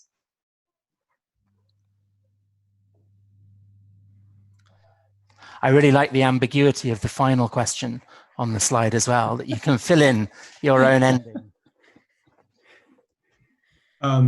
Yeah, Dominic, I would, I would just bring this up, which I often kind of hear when I talk about, self-directed and co-creative education, right? Where we work with kids to help identify what's important, commit to not using coercion and, shaming and punishment and, access to power if we grade you, all those things, and just say, we're going to commit to being equitable and human in this. Even with choice, like not saying you have to take this class or I will punish you and limit your future, right? Just like influence, discussion, what's important, why, those evaluative processes. And people will often say, well, yeah, that can work great for, privileged kids, but what about the poor kids? We have to force them, otherwise they won't sort of get it. Or, and I think that that's just a frightening way of thinking about it. I think, I work with kids in all socioeconomic and access levels. They all respond the same to, hey, what are our goals as human beings in this work we're doing together in this class or whatever we're doing? How are we doing together and helping each other meet those? And if there's a delta there, if there's some difference, what can we do to change that? And how might we try that? And then how do we evaluate whether it's working? They all respond so well to that kind of approach. And to say that we need to kind of mass, force, normal schooling into these other kids because they don't have, the kinds of educated families or whatever to help them, yeah, I think is scary to me. Aaron, thank you very much. Any other final remarks before we close out? I'll just very quickly say that is why the organization I lead is called Think Equal, because that's where it begins and ends. Maya Angelou said, human beings are much more alike than we are unlike. You are the other me and I'm the other you. And at the end of the day, that is what social emotional learning is. And that is why empathy is the glue of all of those 25 competencies and skills that we teach, because you cannot do anything without that absolute Ubuntu and equality, which underlies social and emotional learning. Thank you, Leslie. Thank you to all 5 of you for contributing to this discussion. I love that we finished with social and emotional learning. I think it will be, I very much hope that it will be front and center in new education design thinking. These community conversations have been incredibly valuable for us in Salzburg and for WISE, and I hope for everyone who's contributed to them. What we'll be doing next week is sending out a survey as part of the conference evaluation to everyone who's participated, with key themes that have come up in the community conversations and some of the responses to them, and then inviting everyone who wants to be involved in smaller conversations over the next few weeks to help us shape and curate how we tackle these topics in the next conference in this series, which will be in early June. I would like to finish with my favorite quote about education from Hannah Arendt, which is about education is the point at which we decide whether we love the world enough to assume responsibility for it. So much of the discussion over these days has been about how can we as educators take more responsibility for the worlds that we believe in and we want to see post-COVID-19. So thank you again to all of you who've participated. And because this is the last time that I will speak in this conference. I would also like to thank Dr. Asma and Julia and the entire WISE team for the partnership and collaboration over the last few weeks in the design of this. And now to Dr. Asma, appropriately, for the final word.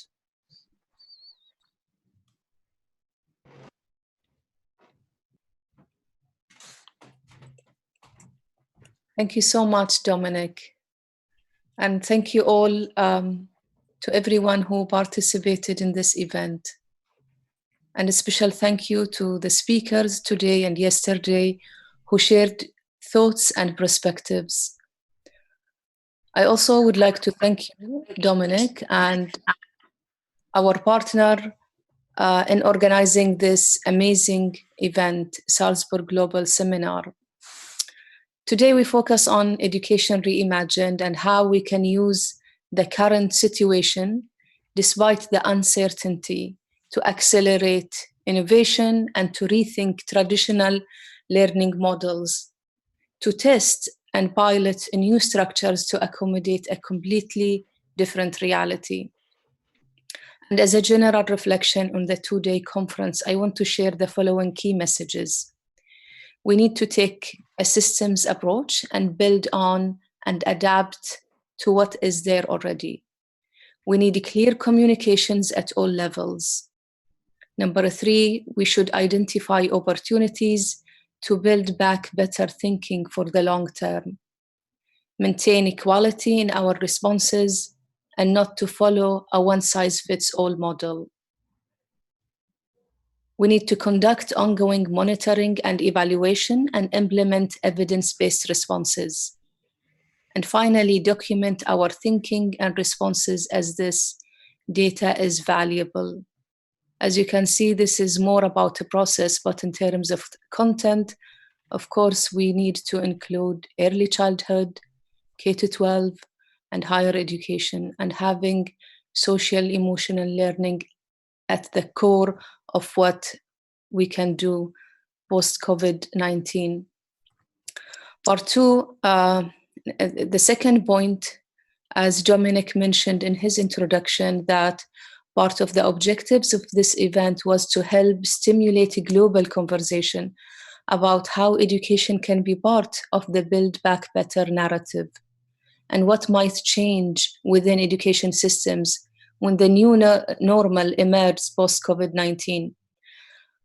And yesterday and today, it was great to hear the discussion and see the engagement and the lively conversations on social media and on the chat section here, and also from the panelists today. And this is really a great example that we need to meet again and organize our next event. Finally, I would like to conclude with a call for action to continue our discussion. I encourage all of you to continue the conversation in the coming weeks, and we hope to help facilitate that through different means on our digital platforms here at WISE and Salzburg. As Dominic mentioned, we will also send out a survey to all who participated in this event to help us hear from you and understand the most critical issues, needs, and gaps that we should address in our next event. And we will announce the date soon. And I think for the next meeting, we will know so much more by then about teachers, leaders, and students' needs during this phase. Once again, thank you all very much for your contribution and participation. Stay safe and take care. Ma salama.